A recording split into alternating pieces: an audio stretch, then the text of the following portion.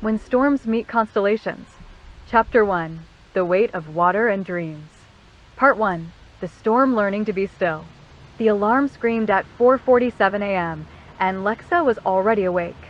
She'd been staring at the ceiling for the past hour, watching the shadows shift as Miami's pre-dawn light filtered through her apartment blinds. The ocean was 3 blocks away.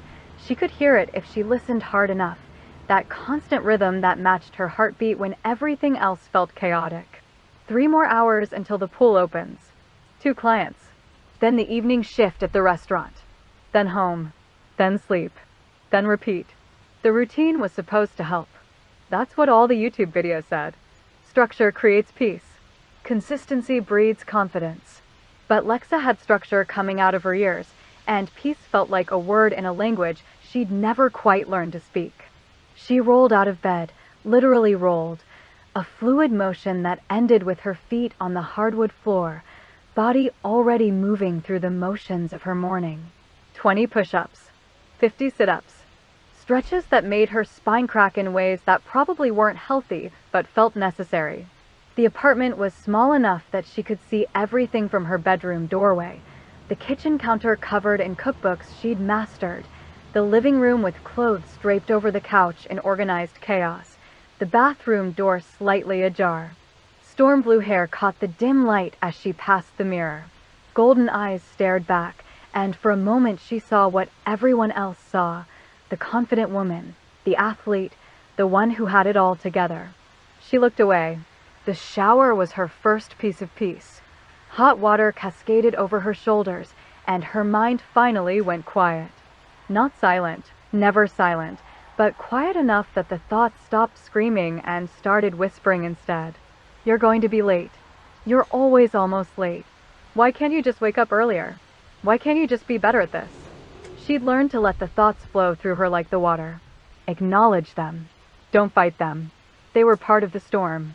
By 5:30 a.m., she was dressed in her blue jacket and athletic gear, hair tied back, ready to face the world like she wasn't drowning in her own intensity. She grabbed her bag, checked twice that she had everything, she always did, and headed out into Miami's humid morning. The walk to the beach was muscle memory. 3 blocks, turn left, cut through the alley where the bodega owner was already setting up, nod hello without stopping. The ocean appeared like an old friend, vast and endless, and exactly where she left it. Lexa dropped her bag by the rocks and dove in without hesitation. This was her church, her meditation, her rebirth. The water welcomed her like it always did, cool, forgiving, infinite. She swam parallel to the shore, arms cutting through the waves with the precision of someone who'd done this 10,000 times. Her body knew what to do. Her mind finally, shut the hell up. Out here, she wasn't the woman desperate to be perfect. She wasn't the disaster chasing the one who could handle her storm. She wasn't the girl whose mother's voice still whispered you'll never be enough in the quiet moments. Out here, she was just water returning to water. She swam until her lungs burned and her arms ached, until the sun crested the horizon and painted the sky in shades of gold and pink that matched her eyes. Then she floated on her back, staring up at the endless blue, and let herself feel small in the best way possible. One day, she thought, I'll do this professionally. One day, I'll stop being afraid to want things. But today wasn't that day. By 7 a.m., she was showered again, changed into her teaching clothes, and standing at the community pool watching 2 kids splash around in the shallow end while their parents watched from the shade. All right, Lexa called out, her voice carrying that perfect balance of authority and warmth she'd practiced. Let's work on your breathing technique. Remember, exhale underwater, inhale above. Nice and steady. She slipped into the water beside them, and for the next 2 hours, she taught. She corrected form, offered encouragement, made jokes that got them laughing even when they were frustrated. She was good at this. Great at it, even. So why am I still doing it for free? The question haunted her as she packed up, as she waved goodbye to the grateful parents who tried to tip her. She refused, like always, as she headed to the restaurant for her afternoon shift. Because you don't think you're worth paying, her mother's voice supplied helpfully. Because you're still trying to earn love by being useful. Shut up, Lexa muttered under her breath, startling a passing jogger. The restaurant shift blurred by in a haze of orders and small talk and forced smiles. She was good at this too, the performance of being fine, of being the fun coworker everyone liked, of carrying weight she'd never asked for. Her manager kept trying to promote her to shift lead.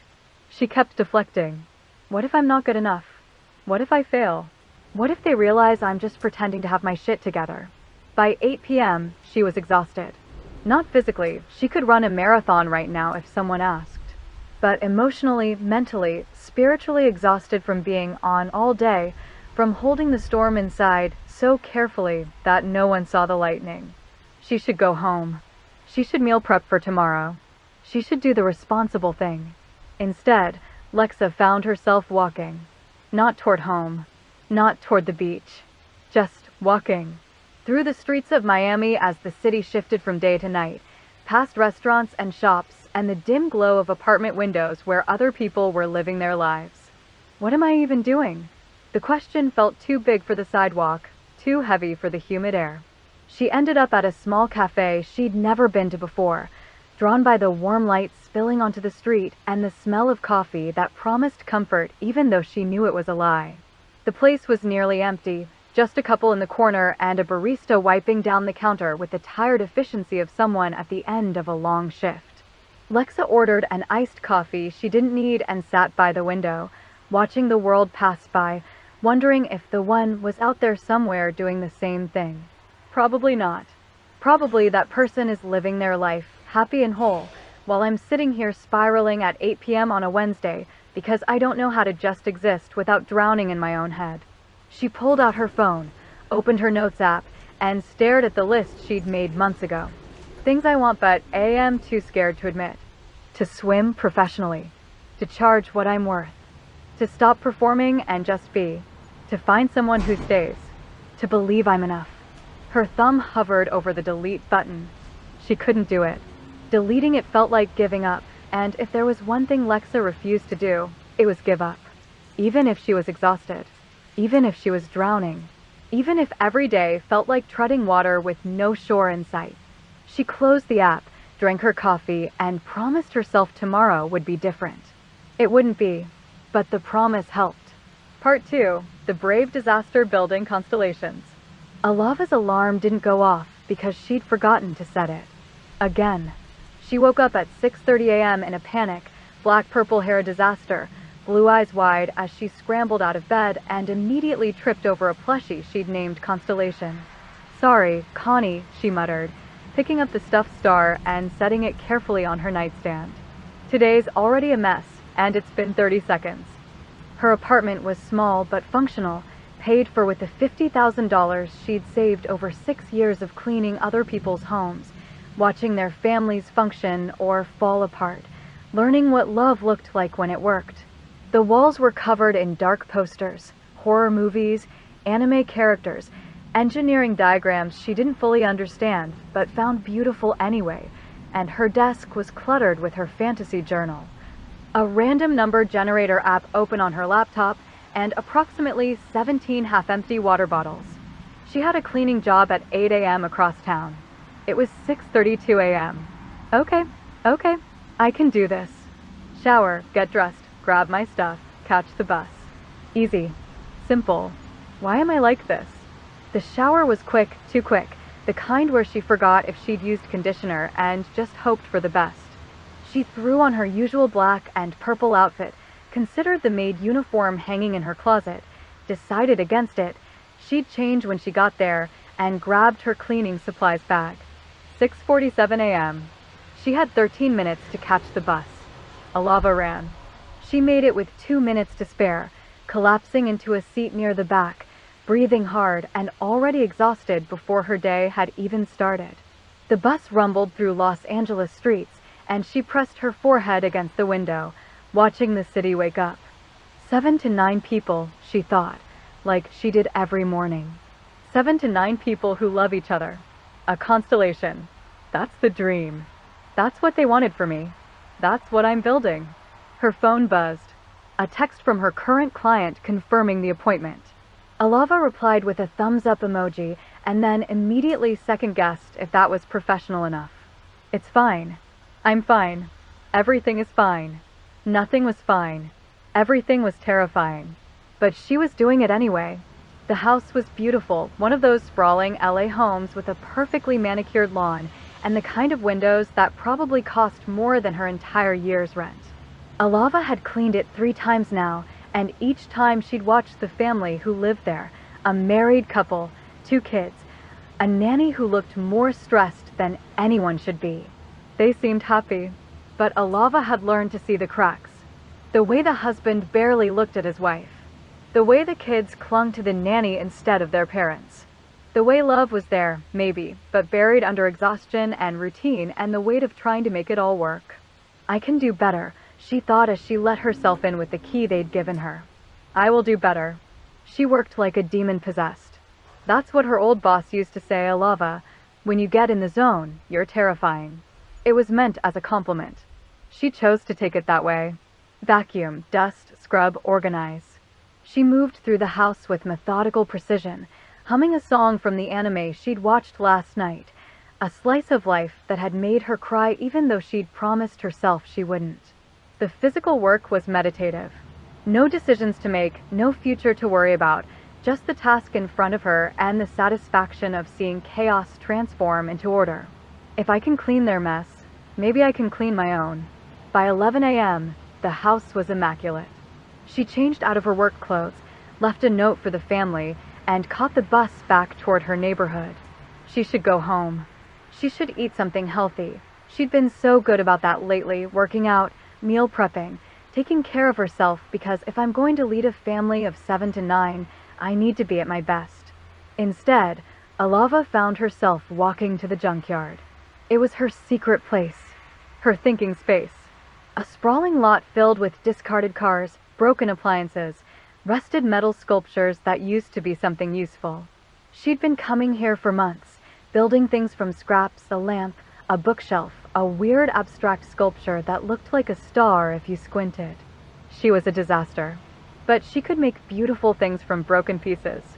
Metaphor achieved, she thought wryly, grabbing a section of copper wire and some gears from an old clock. For the next 2 hours, she lost herself in creation. Her hands knew what to do even if her brain didn't.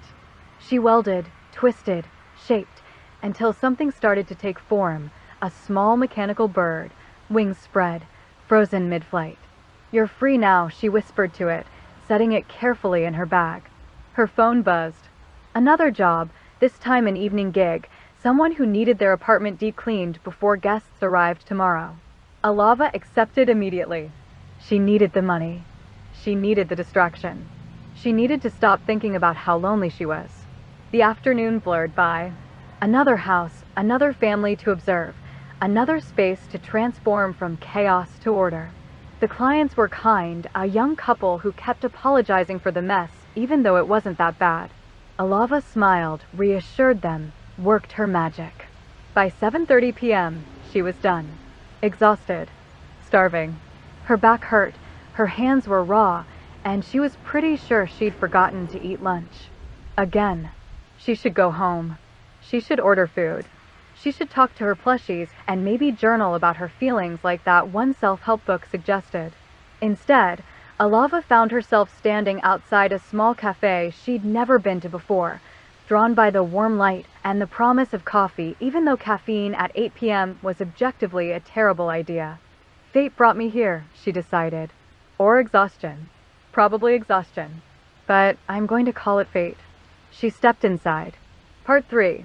When the storm meets the constellation. The cafe was quiet, nearly empty except for a woman sitting by the window.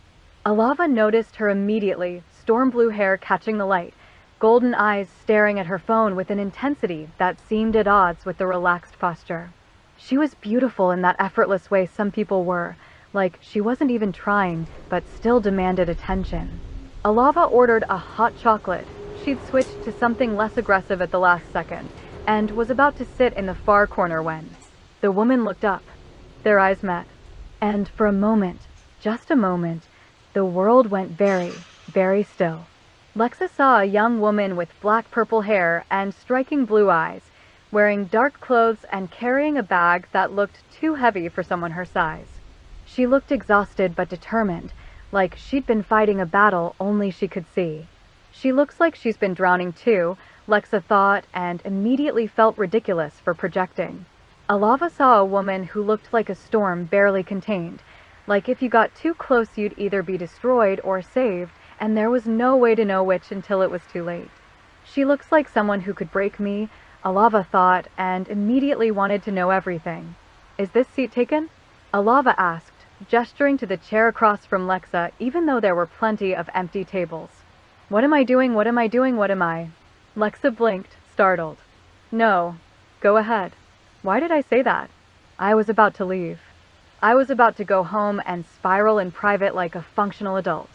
Alava sat down, and the silence stretched between them, not uncomfortable, but heavy with potential. Long day?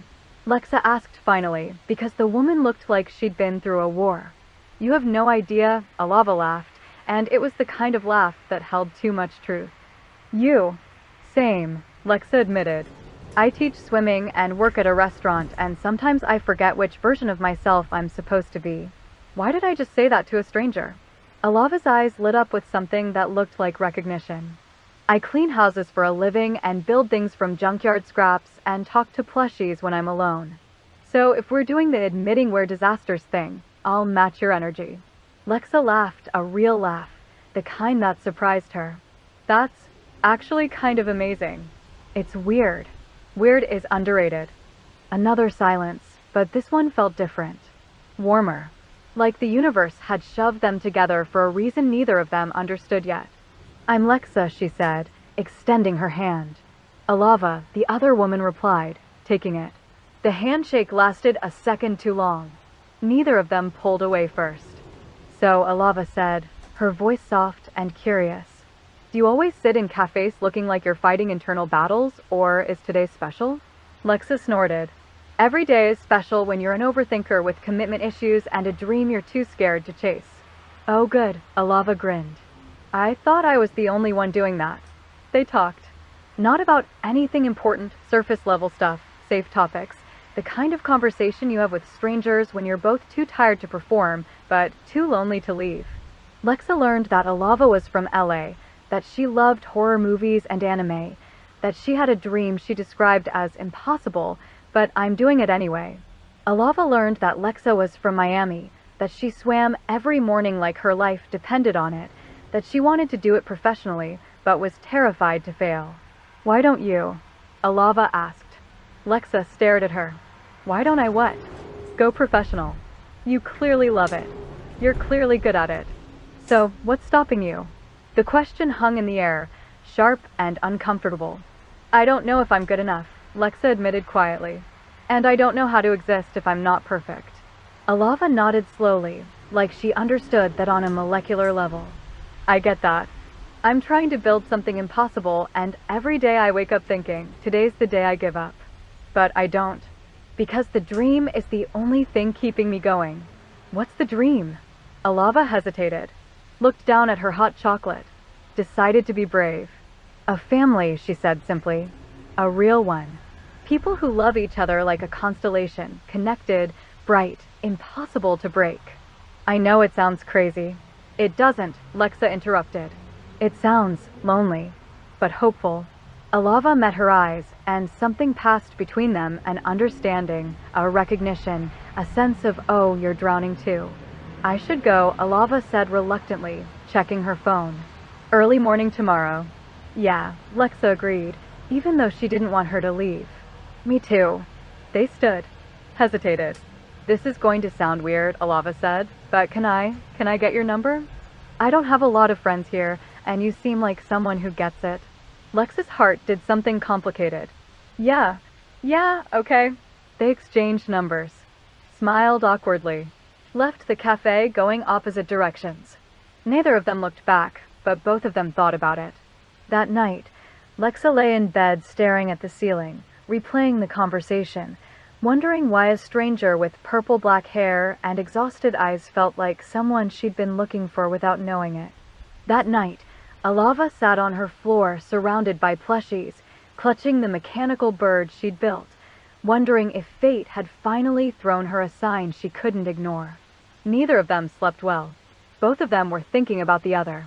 And somewhere in the space between Miami and Los Angeles, between the ocean and the junkyard, between the storm and the constellation, something impossible began. End of chapter 1. Author's notes. When the Storm Met the Stars, Sapphic Slow Burn Romance Chapter 1. Story notes. This chapter establishes both characters in their element, Lexa's obsessive routine and fear of imperfection, Alava's brave chaos and impossible dream. Their meeting is fate-touched but grounded, two disasters recognizing each other across a cafe. The slow burn begins with understanding, not attraction, though that's simmering underneath. Next chapters can explore their tentative friendship, the pull between them, Lexa's resistance to Alava's polam dream, the moment Alava realizes Lexa might be part of her constellation, and the terrifying question, can a storm learn to be still enough to be part of something bigger? The angst will come from Lexa's monogamy wound versus Alava's 7 to 9 dream, and whether love can exist between someone who wants the one and someone who wants the many. Content warnings for series: emotional trauma, past abandonment, discussion of parental neglect, polyamory themes, mental health struggles, found family, slow burn romance, possible angst with hopeful ending. Let me know if you want Chapter 2. Blue Heart, Purple Heart. Chapter 2. Swiping Through the Wreckage. Part 1. The text that started everything. Lexa, are you awake? Sorry, that's weird. I'm having an existential crisis about dating apps. Alava, LMO, yes, I'm awake. I'm building a tiny spaceship out of bottle caps. Tell me about this dating app crisis. Lexa, I downloaded Binge, the knockoff Hinge thing. I've been staring at profiles for an hour, and I want to throw my phone in the ocean. Alava, wait. I'm on Binge too. We should do this together.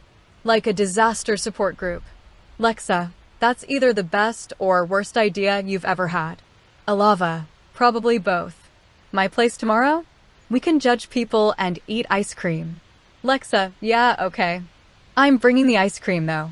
Alava, deal. This is either going to be therapeutic or traumatic. Lexa, why not both? Part 2. The Dating App Apocalypse. Lexa stood outside Alava's apartment at 7 p.m. on Friday holding 3 pints of ice cream like they were sacred offerings. This is normal. Friends do this. This doesn't mean anything. It meant something. She just didn't know what yet. Alava opened the door in an oversized horror movie t-shirt and pajama pants covered in constellations. Her black-purple hair was tied up in a messy bun, and she looked simultaneously exhausted and excited. You brought 3 flavors, Alava observed. I didn't know what you liked, Lexa said, suddenly self-conscious. And I stress bot. Perfect. Come in. Welcome to my disaster cave. The apartment was exactly what Lexa expected and somehow more. Dark posters covering every wall, plushies arranged on every surface like a stuffed animal council meeting, a desk cluttered with half-finished projects that looked equal parts genius and chaos. It smelled like coffee and vanilla candles and something vaguely mechanical. I love it, Lexa said honestly. Alava's smile could have lit up the entire building. Really? It looks like your brain threw up in the best way possible. That's the nicest thing anyone's ever said about my decorating. They settled on the couch, a worn leather thing that had clearly seen better days, but was comfortable in that lived-in way. Alava pulled up Binge on her phone, and Lexa did the same, and for a moment they just sat there staring at their screens like soldiers about to enter battle. Okay, Alava said. Rules. We go through profiles together. Full honesty. No judgment of each other, only judgment of the terrible bios. Deal, Lexa agreed. But if I start spiraling, you have to tell me. Same. They clicked into the first profile. Jessica, 27, living my best life. Love hiking, wine, and my dog Cooper. Looking for someone who can keep up with my adventures. No drama.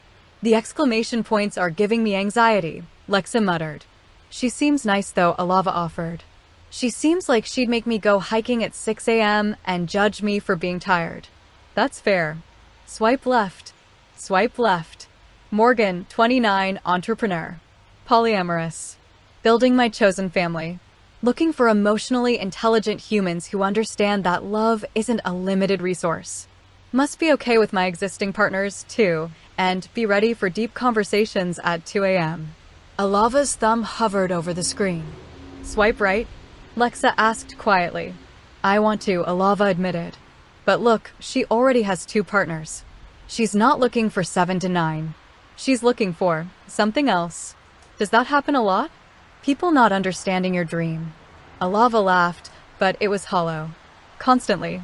When I tell people I want a constellation, a big, intentional family of people who love each other, they either think I'm running a cult or I just want to sleep around.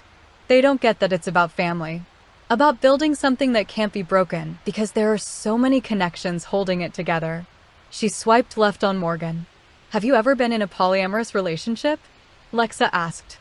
No, Alava said softly. That's the wild part. I'm trying to build this massive dream, and I've never even. I don't know if I'm capable of it. What if I'm just as jealous and possessive as everyone else? What if the dream is beautiful, but I'm not strong enough to live it? Lexa set down her phone. You're the bravest person I've ever met. I'm terrified literally always. Brave isn't not being scared. It's being scared and doing it anyway. Their eyes met, and something warm and complicated passed between them. Your turn, Alava said, breaking the moment. Show me your matches. Lexa pulled up her profile and started scrolling. Riley, 30, serial monogamist looking for the one. Tired of games. Want something real. Love languages, quality time, and physical touch. Looking for my forever person. She sounds perfect for you, Alava said, and there was something strange in her voice. She sounds exhausting, Lexa countered. Look at that bio. She's already put me in a box labeled forever before we've even met. What if I'm not her forever person? What if I fail the test? What test? The one where I'm supposed to be everything to someone. The one where I'm the one. Lexa set her phone down harder than necessary. Everyone talks about finding the one like it's this beautiful romantic thing, but it's terrifying. It means I have to be someone's everything. I have to be perfect. I have to never disappoint them or they'll leave because I was supposed to be it and I failed. Alava was very quiet. I'm sorry, Lexa said quickly. I didn't mean. No, Alava interrupted. I get it. Society sells the soulmate narrative like it's the only kind of love that matters. Like if you don't find the one, you failed at being human. That's so much pressure. Exactly. Lexa gestured with her ice cream spoon. And, don't get me wrong, I want that deep connection. I want someone to come home to, someone who knows all my broken pieces and stays anyway. But the idea that it has to be one person, that all my happiness and fulfillment has to come from a single source, it feels like drowning. But polyamory gets just as much shit from the other direction, Alava said, pulling her knees to her chest. People think I can't commit. They think I'm selfish or greedy or broken. They say things like, you just haven't found the right person yet, or you'll grow out of it, or my personal favorite, that's not real love. That's just afraid of intimacy. That's bullshit, right? Like, I want more intimacy. I want so much love it spills over. I want to build something bigger than just 2 people in a house pretending they can be each other's everything. But people hear polyamory and think it's all about sex or that I'm trying to avoid commitment, when actually I'm trying to commit to something huge. Lexa leaned back against the couch, processing. I never thought about it that way. Most people don't. Alava's voice was soft, vulnerable. They just see not traditional and decide it's wrong. But traditional didn't work for my parents. Traditional left me in a house where love was conditional and I was always failing some invisible test. So yeah, I'm building something different. Something impossible. Something that might break me. But you're doing it anyway. But I'm doing it anyway. They sat in silence for a moment, eating ice cream, both lost in their own thoughts. Can I ask you something? Alava said finally. Yeah. Do you think people like us can even work together? Someone who wants the one and someone who wants the many. The question hung in the air like a dare. Lex's heart did something complicated. I don't know. Probably not. Our dreams are too different. Yeah, Alava agreed, and was that disappointment in her voice? Probably not. Another silence. Heavier this time. We should keep swiping, Lexa said, desperate to lighten the mood. Right. Yes. Disasters don't judge themselves. Part 3.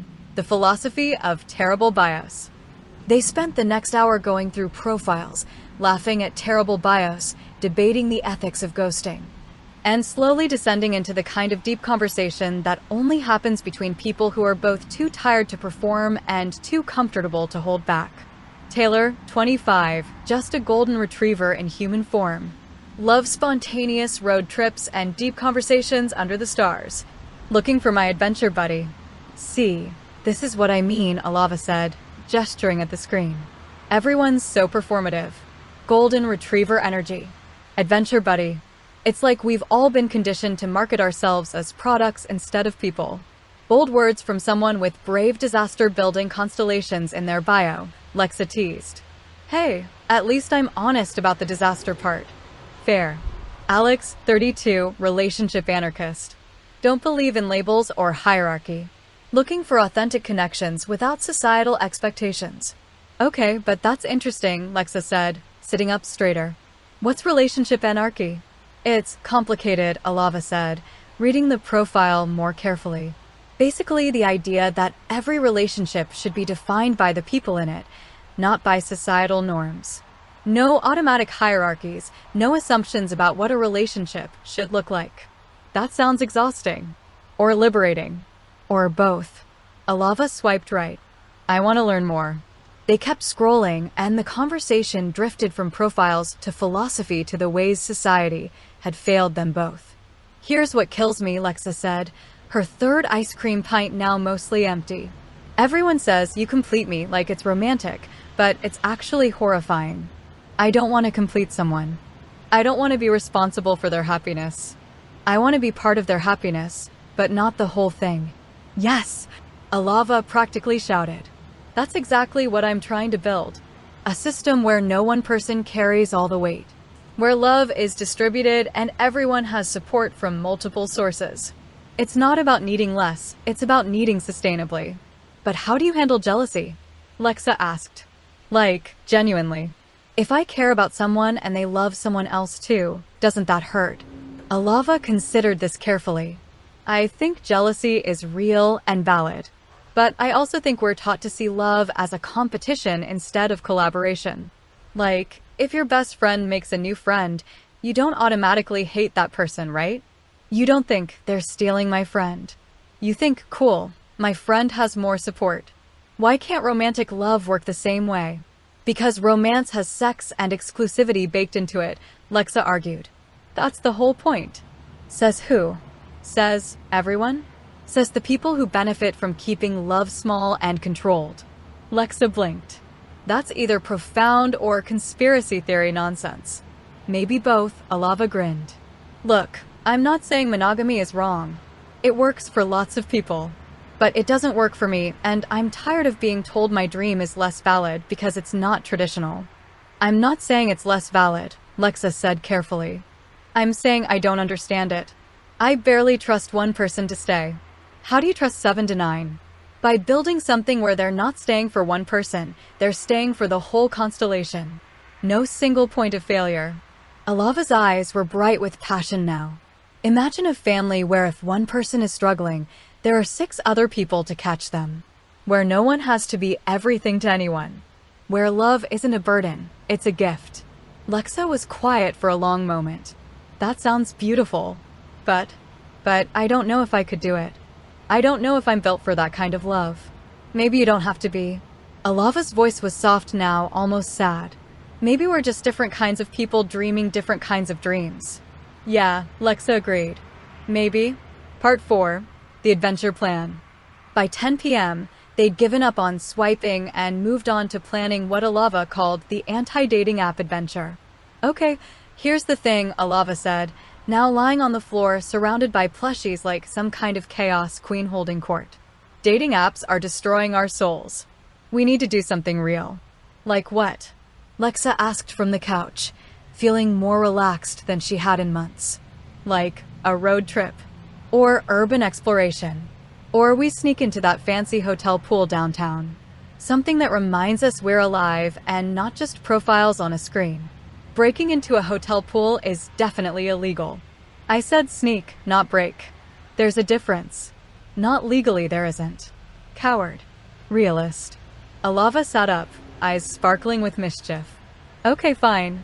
What about the boardwalk? There's that late night market thing happening tomorrow. We could go, eat terrible food, ride the Ferris wheel, and remember what it's like to have fun without trying to impress anyone. Lexa hesitated. This feels like a date. This is starting to feel like a date. Is this a date? As friends, Alava added quickly, like she could read Lexa's mind. Obviously. Two disasters supporting each other through the hellscape of modern dating. Obviously, Lexa echoed, ignoring the weird disappointment in her chest. So, tomorrow night? 8 p.m. Lexa looked at this woman, this beautiful, chaotic, impossible woman who wanted to build constellations and believed in love so big it scared her, and made a decision that felt both stupid and inevitable. Yeah, okay, let's do it. Yes! Alava pumped her fist in the air, and one of her plushies fell over. Sorry, Nebula. Got excited. Lexa laughed. Do you apologize to all your plushies? They have feelings, Lexa. Don't be rude. You're ridiculous. You like it? I really do, Lexa thought, and the realization was terrifying. Part 5. The Walk Home Revelation. Lexa left Alava's apartment at 11 p.m., walking through LA streets with her mind spinning like a hurricane. She'd gone there to commiserate about dating apps. She'd left questioning everything she thought she knew about love, connection, and what she actually wanted. Alava was wrong for her. Obviously wrong. They wanted completely different things. Lexa wanted the one. Alava wanted the many. There was no universe where those dreams aligned. But then why did talking to her feel like finally learning to breathe underwater? Why did the idea of Alava with other people make her chest tight in a way that felt like jealousy, but shouldn't because they weren't even together and never would be? Why did she already know she'd text Alava the second she got home even though they'd spent the last 4 hours together? This is bad, Lexa thought. This is very, very bad. Her phone buzzed. Alava, thank you for tonight. Alava, I haven't talked about this stuff with anyone in forever. Alava, also you were right about the cookie dough ice cream. Life-changing. Lexa smiled despite herself. Lexa, thank you for not judging my existential crisis. Lexa, and for teaching me things I didn't know I needed to learn. Alava, that's what disasters are for. Alava, see you tomorrow? Lexa, yeah. Lexa, see you tomorrow. Lexa stared at the messages for a full minute before putting her phone away. She was in trouble. The kind of trouble that had storm blue hair falling for a constellation she could never be part of. The kind of trouble that meant heartbreak was inevitable. But she was going to the boardwalk anyway. Because maybe, just maybe, some kinds of disaster were worth it. Part 6. The Parallel Spirals. Alava lay on her floor, staring at the ceiling, surrounded by the plushie council. I'm in trouble, she told Constellation. The plushie, predictably, said nothing. She's perfect. And wrong for me. And I think I'm falling for her anyway. She wants monogamy. You want a constellation. This cannot work. This will not work. But her heart didn't care about logic. Her heart had looked at Lexa, storm blue hair, golden eyes, desperate to be perfect and terrified to fail, and decided yes, this one, this disaster belongs in our constellation. But she doesn't want to be, Alava whispered. She wants to be someone's everything. And I can't. I can't be that. Can you? The question sat in her chest like a weight. Could she? Could she compromise the dream for one person? Could she build a smaller constellation just for Lexa? No, that's not fair to either of you. That's not the dream. But what if the dream was wrong? What if she'd been so focused on the impossible that she'd missed the beautiful thing right in front of her? Tomorrow, she told the ceiling. Tomorrow I'll figure it out. She wouldn't. But the lie helped. Across the city, Lexa lay in her bed, staring at the same dark sky, thinking about the same impossible girl, wondering if drowning in someone else's dream was better than drowning alone, and knowing, deep down, that this was going to hurt. But going anyway, because the storm was tired of being still, and the constellation had never looked so bright. End of chapter 2. Author's notes. This chapter deepens their connection while highlighting the central conflict, Lexa's monogamous dreams versus Alava's polyamorous constellation. The dating app becomes a mirror for their philosophies, forcing them to articulate beliefs they've never fully examined. Key developments. Their chemistry intensifies while the incompatibility becomes clearer. Philosophical debate grounds their different approaches to love. Society's judgment of both paths is explored, monogamy as pressure, polyamory as deviance. The planned adventure sets up Chapter 3's emotional turning point. Both are falling despite knowing it won't work. Themes explored. Performative dating culture and authenticity. The pressure of the one narrative. Polyamory as valid family structure, not just sexual freedom. How society shapes our relationship expectations. The terror of wanting something wrong for you. What's coming? Chapter 3 will be the boardwalk adventure, their first real, not date, where feelings escalate, boundaries blur, and the question becomes urgent. Can love exist between incompatible dreams? Alava will realize Lexa could be part of her constellation. Lexa will realize she might want that, even if it terrifies her. The slow burn accelerates. The angst deepens. The inevitable heartbreak looms. Let me know if you want Chapter 3. Blue heart, purple heart sparkles. Chapter 3. Building something beautiful from broken things. Part 1. The invitation that changed everything. The text came at 6:47 a.m., which was somehow both too early and perfectly on time for Alava. Alava, so I know this is going to sound weird. Alava, but do you want to go on a date with me? Alava, to a junkyard. Alava, to build something. Alava, I know that's not a normal date, but nothing about me is normal so. Lexa stared at her phone from the middle of the ocean, treading water as the Miami sunrise painted everything gold. A date. An actual date. To a junkyard. With a woman who wanted a constellation and made her question everything she thought she knew about love. Lexa, yes. Lexa, wait. Lexa, yes. Alava, yes, yes, or yes question mark. Lexa, yes exclamation point. Lexa, I have no idea what we're doing, but let's do it. Alava, perfect. Alava, pick you up at 2? Lexa, it's a date. Lexa stared at those 3 words, it's a date, and felt her heart do something complicated and terrifying. This is a mistake. This is going to hurt. She wants things you can't give her. But she was going anyway, because the storm was tired of being careful. Part 2. The junkyard of infinite possibilities. Alava pulled up in a beat-up Honda Civic covered in bumper stickers that said things like, horror movies are therapy, and normalize weird, and I break for constellations. Lexa climbed in, and the car smelled like coffee and metal and something vaguely sweet she couldn't identify. So, Lexa said, buckling her seatbelt. A junkyard. A junkyard, Alava confirmed, grinning like this was the most normal first date in the world. Trust me, it's going to be amazing. I don't know what we're doing. Neither do I. That's the best part. Lexa laughed despite herself. You're insane. You said yes anyway. I really did. The drive was 20 minutes of terrible pop music and easy conversation, the kind where silences felt comfortable instead of awkward, where Lexa kept catching herself staring at Alava's profile, the way the sunlight caught her black-purple hair, the way her hands moved when she talked. The junkyard was exactly what it sounded like, a sprawling lot filled with decades of discarded dreams. Rusted cars, broken appliances, twisted metal sculptures that used to be something useful. It should have been depressing. Instead, it felt full of potential. Welcome to my cathedral, Alava said, spreading her arms wide. You're ridiculous. You keep saying that like it's a bad thing. It's not. They stood there for a moment, just looking at each other, and Lexa felt something shift, like the universe clicking a puzzle piece into place she didn't know was missing. So, what are we building? Lexa asked finally. I don't know yet, Alava admitted.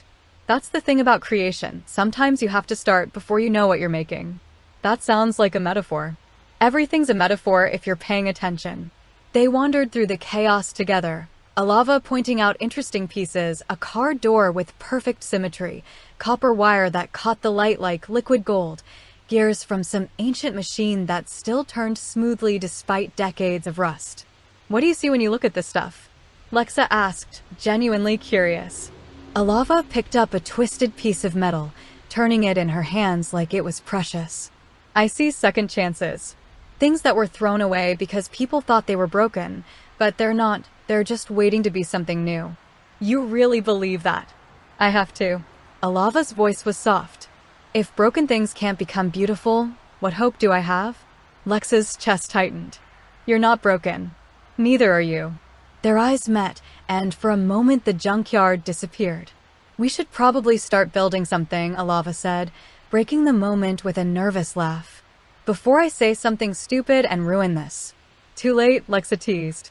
You already invited me to a junkyard. The bar for stupid is pretty high now. Fair point. Part 3. The art of making something from nothing. They started gathering materials, Alava with the confidence of someone who'd done this 100 times, Lexa with the careful precision of someone who needed to understand the rules before she could break them. Okay, so I'm thinking. Alava held up a section of copper pipe. Maybe we could build a frame? Like a structure. For what? No idea. But we'll figure it out. Lexa picked up a gear, examining it. This is wild. I'm used to structure, schedules, routines, knowing exactly what happens next. And you're just creating chaos and calling it art. Is it working? Lexa looked around at the pile of random materials they'd accumulated. Honestly, kind of. They worked side by side, Alava welding pieces together with tools she'd brought, Lexa organizing components by size and function because even in chaos, she needed some kind of system. You know what's funny? Lexa said, watching Alava work. I spend all my time teaching people to swim, teaching structure, technique, breathing patterns. But watching you just create without a plan? It's terrifying and beautiful. Alava looked up, safety goggles making her eyes impossibly bright. That's literally the nicest thing anyone said about my chaos. Your chaos has purpose. So does your structure. They smiled at each other, and Lexa felt warmth spread through her chest that had nothing to do with the LA sun.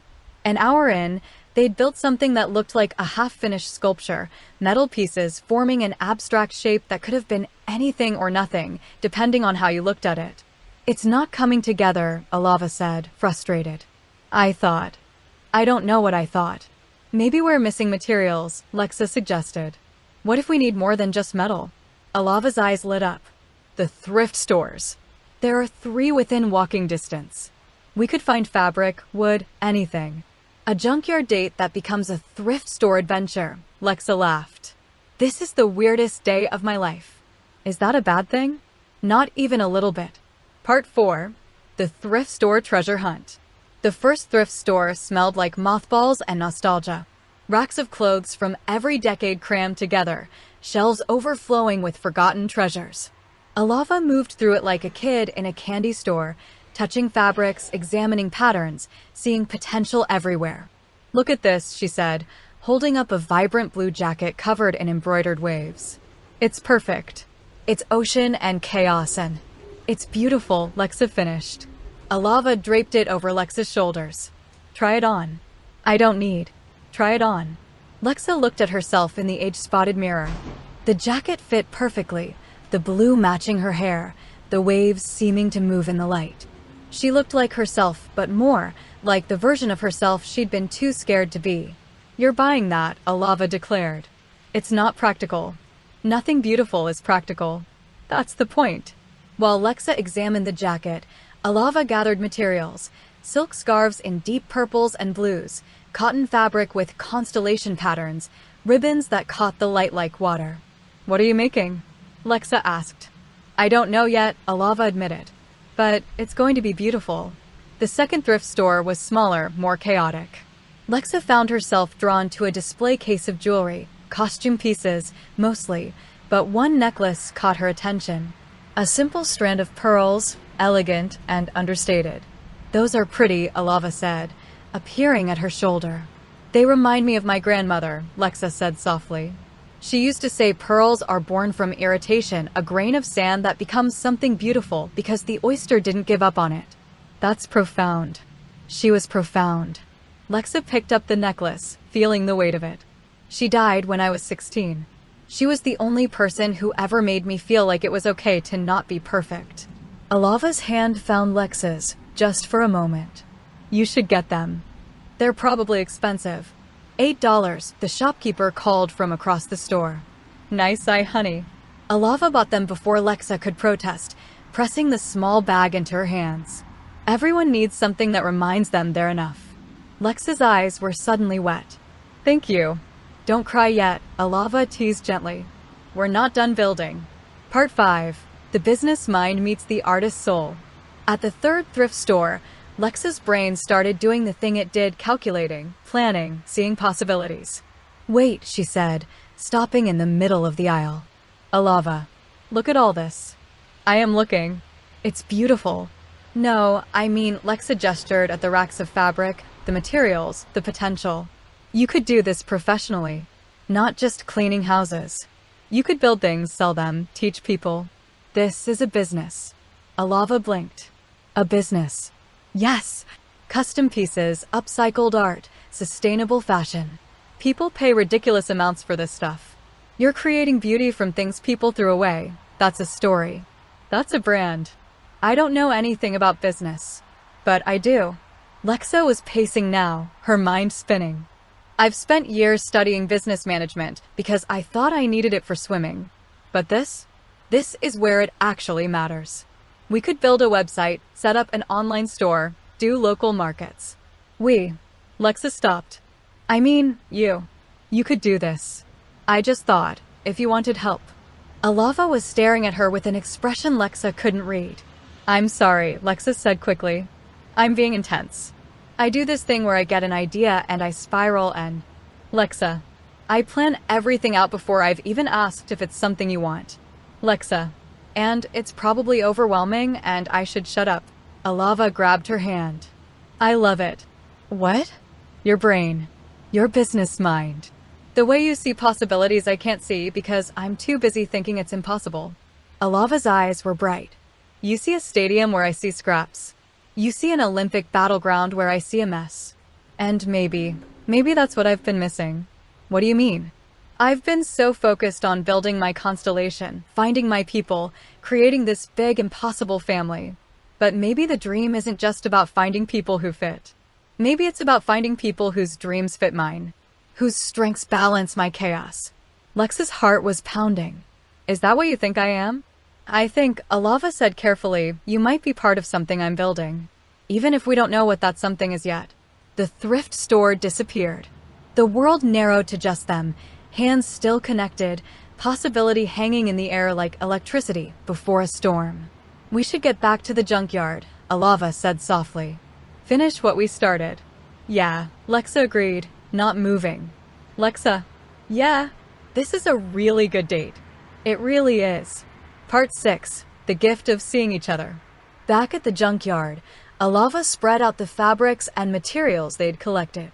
The metal sculpture they'd started looked lonely, unfinished. I don't think it wants to be a sculpture, Alava said thoughtfully. Then what does it want to be? I don't know, but I know what I want to make. She looked at Lexa. Can I measure you? Measure me for what? Trust me? Lexa nodded. Alava took measurements, waist, inseam, hips, her hands professional, but somehow intimate. Then she sat cross-legged on the ground and started cutting fabric with scissors she'd brought, humming softly to herself. Lexa watched her work, mesmerized. What are you making? You'll see. An hour passed. The sun started its descent, painting the junkyard in gold and amber. Alava worked with focused intensity, stitching pieces together, occasionally holding them up to check the fit. Okay, she said finally. Close your eyes. Alava. Close. Your eyes. Lexa closed them. She heard rustling, felt something soft pressed into her hands. Open. Lexa opened her eyes and looked down at the most beautiful pair of swim shorts she'd ever seen. The fabric was the blue from the jacket, waves embroidered across it, constellation patterns stitched into the hem with silver thread. The waistband was reinforced with copper wire they'd found, turned into decorative detail that looked intentional, artistic, perfect. I thought, Alava said softly, you should have something to wear when you finally go professional. Something that reminds you that broken things can be beautiful, that you don't have to be perfect to be extraordinary. Lexa couldn't speak. Her hands were shaking. And next time, Alava continued, a teasing note entering her voice. I'll work on a bathing suit top to match. But I figured I should master shorts before I attempt swimsuit engineering. Lexa's voice cracked. This is the most beautiful thing anyone's ever made me. You deserve beautiful things. I don't know what to do, Lexa admitted, tears spilling over. With this. With you. With any of this. Alava stood, closing the distance between them. Then don't do anything. Just be here. Just be you. That's enough. What if I can't give you what you want? What if what I want is still being discovered? Alava's voice was gentle. What if we're both building something we don't have names for yet? Lexa wiped her eyes, laughing through tears. This is the weirdest, most beautiful date I've ever been on. I aim to confuse and delight. Mission accomplished. Part 7. The exchange of impossible gifts. I made you something too, Lexa said suddenly. Or, I'm making you something. It's not done yet, but... She pulled out her phone, opening a website mock-up she'd been building during her lunch break, unable to stop herself. I know it's presumptuous, Lexa said quickly, and you don't have to use it. But I thought, if you ever wanted to sell your art, you'd need a platform. So I started building a website. It's called Constellations. She turned the phone toward Alava. The website was clean, professional, with dark backgrounds and bright constellation imagery. Sections for custom orders, a gallery, an about page with space for Alava's story. It was beautiful and functional and built with the kind of care that took hours. You made this? Alava's voice was barely a whisper. I know it's not as good as your gift. Lexa. Alava took the phone, scrolling through pages. You built me a future. You saw something I couldn't see, and you made it real. Is that okay? It's perfect. They stood there in the junkyard as the sun set, holding gifts they'd made for each other, one made of fabric and hope, one made of code and possibility. I'm not sure where this is going, Lexa admitted. What we're building. What we are. Neither am I, Alava said. But maybe that's okay. Maybe the best things are built without blueprints. Lexa looked at the swim shorts in her hands, then at the woman who'd made them. One step at a time? One step at a time, Alava agreed. Then, carefully, like she was handling something precious, Alava pulled out the pearl necklace from the thrift store and fastened it around Lexa's neck. There, she said softly. Now you're wearing a reminder that beautiful things come from irritation and pressure and refusing to give up. Lexa touched the pearls, feeling their weight. Thank you. Thank you for seeing me, Alava replied. For seeing what I could be, not just what I am. You're extraordinary exactly as you are. So are you. The tension between them was thick enough to taste, not sexual, not quite, but sensual in the way that mattered. The air felt charged with possibility, with almost, with not yet but maybe soon. I should take you home, Alava said, not moving. Yeah, Lexa agreed, not moving either. Lexa. Yeah. I'm really glad you said yes to the junkyard. So am I. They packed up the materials they hadn't used, loaded everything into Alava's chaotic car, and drove back through LA as the city lights came on like constellations. Part 8. The Parallel Realizations. Lexa stood in her apartment that night, wearing the pearl necklace and holding the swim shorts like sacred objects. This changes everything. She pulled out her phone and looked at the website she'd built, Constellation Creations, and imagined a future where Alava's art filled galleries, where broken things became beautiful, where impossible dreams became real. She imagined being part of that. She imagined Alava with others, the constellation she dreamed of, and felt something that wasn't quite jealousy, but wasn't quite acceptance either. Could she be part of something bigger? Could she learn to share this woman who saw beauty in broken things and built futures from junkyard scraps? She didn't know. But for the first time, she wanted to try. Across the city, Alava sat on her floor surrounded by plushies, holding the pearl necklace she'd bought for Lexa, her own matching strand she'd grabbed at the last second. She's part of the constellation, she told Constellation the plushie. I know it. I feel it. But she's not ready. Are you? The question sat heavy in her chest. She'd spent years building this dream of 7 to 9 people who loved each other like stars in formation. But what if the dream was more flexible than she'd imagined? What if Constellations could start with 2 and grow from there? What if Lexa was the first star and the others would find them when the time was right? One step at a time, she whispered to the darkness. We're building something beautiful, even if we don't know what it is yet. Her phone buzzed. Lexa, I'm wearing the shorts. Lexa, and the pearls. Lexa, and crying again. Lexa, thank you for today. Lexa, thank you for seeing me. Alava, thank you for seeing me back. Alava, the website made me cry too. Alava, we're a mess. Lexa, the best kind of mess. Alava, same time next week? Alava, I want to show you something else I'm building. Lexa, yeah. Lexa, I'm in. Lexa, whatever this is. Lexa, I'm in. Alava pressed the phone to her chest, smiling through tears. The constellation was beginning. And it was terrifying and beautiful and everything she'd dreamed of, even if it looked nothing like she'd imagined. End of Chapter 3. Author's Notes. Story Notes. This chapter is pure slice-of-life romance, the kind of date where nothing happens, but everything changes. Key developments.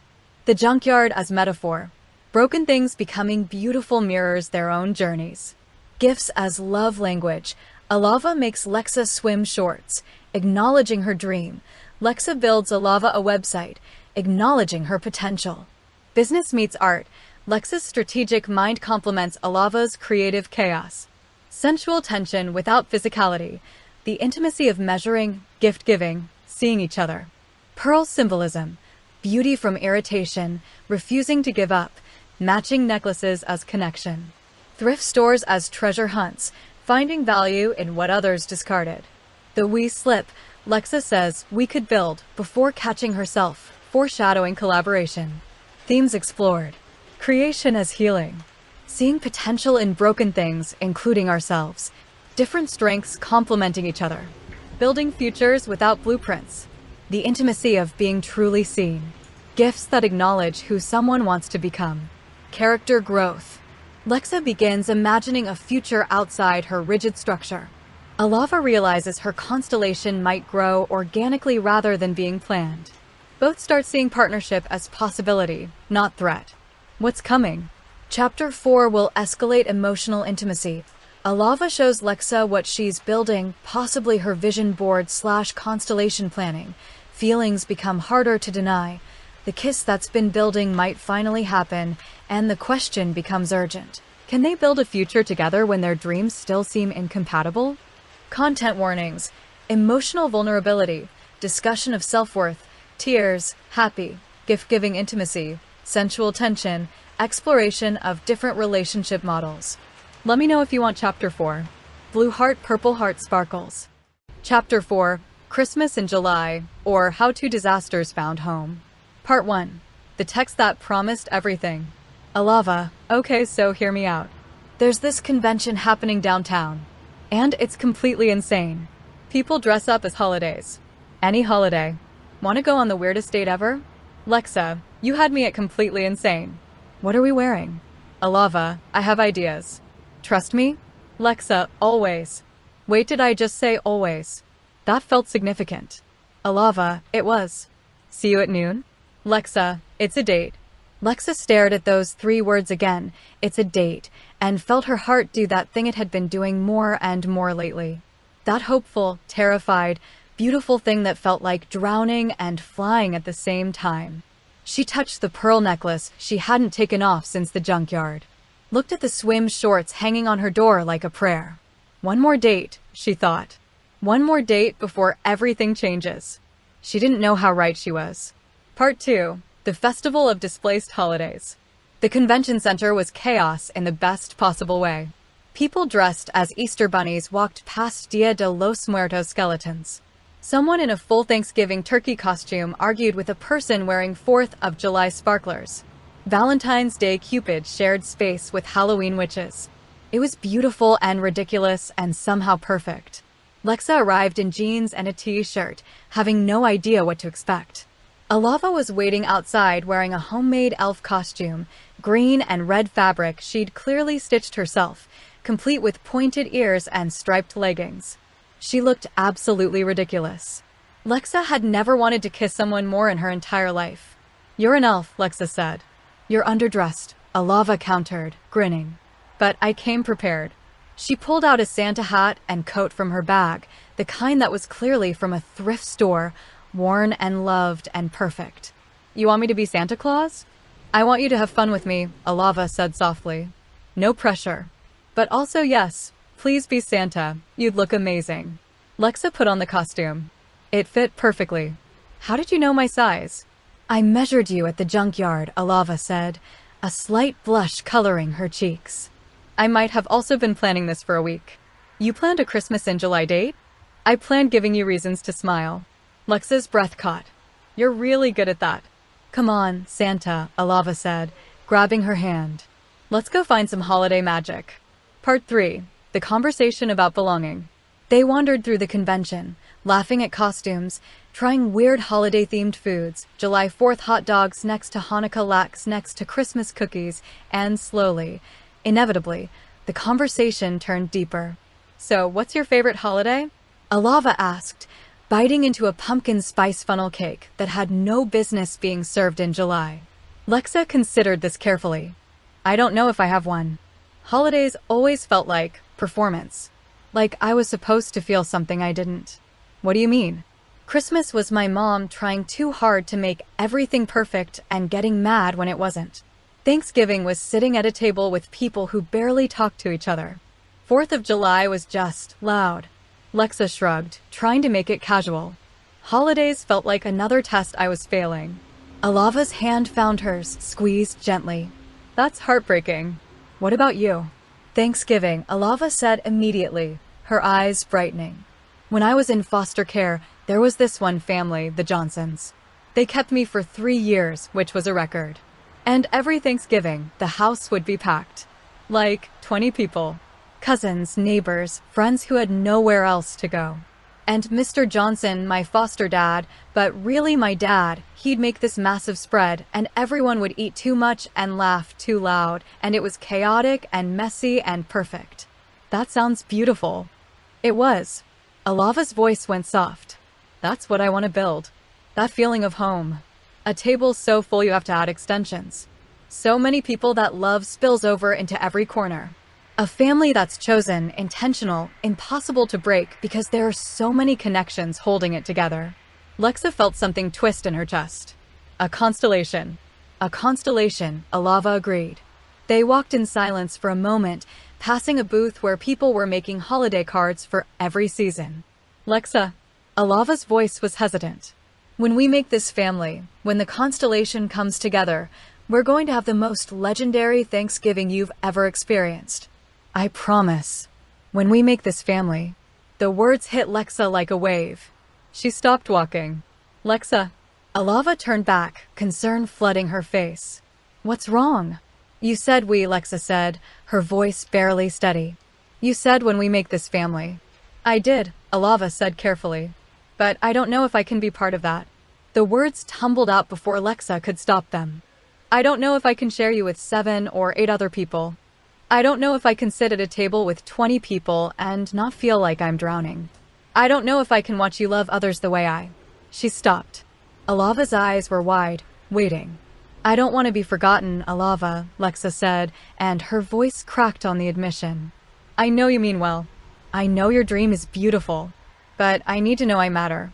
I need to be seen. I need to be everything to someone." She couldn't say it. It felt selfish. It felt wrong. "I need to be the main focus," she forced out. "Otherwise, who the hell even am I? Just another person at your table? Just another star in your constellation? What if I get lost in the crowd? What if you build this beautiful family and I'm just there?"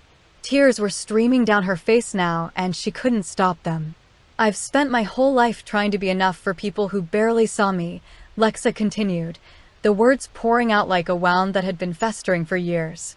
"My mom saw my potential, not me. My clients see the swimming teacher. My coworkers see the reliable one. And I thought maybe with you, I could just be Lexa. Just be seen. But if you have 8 other people to see, how do I know I won't disappear?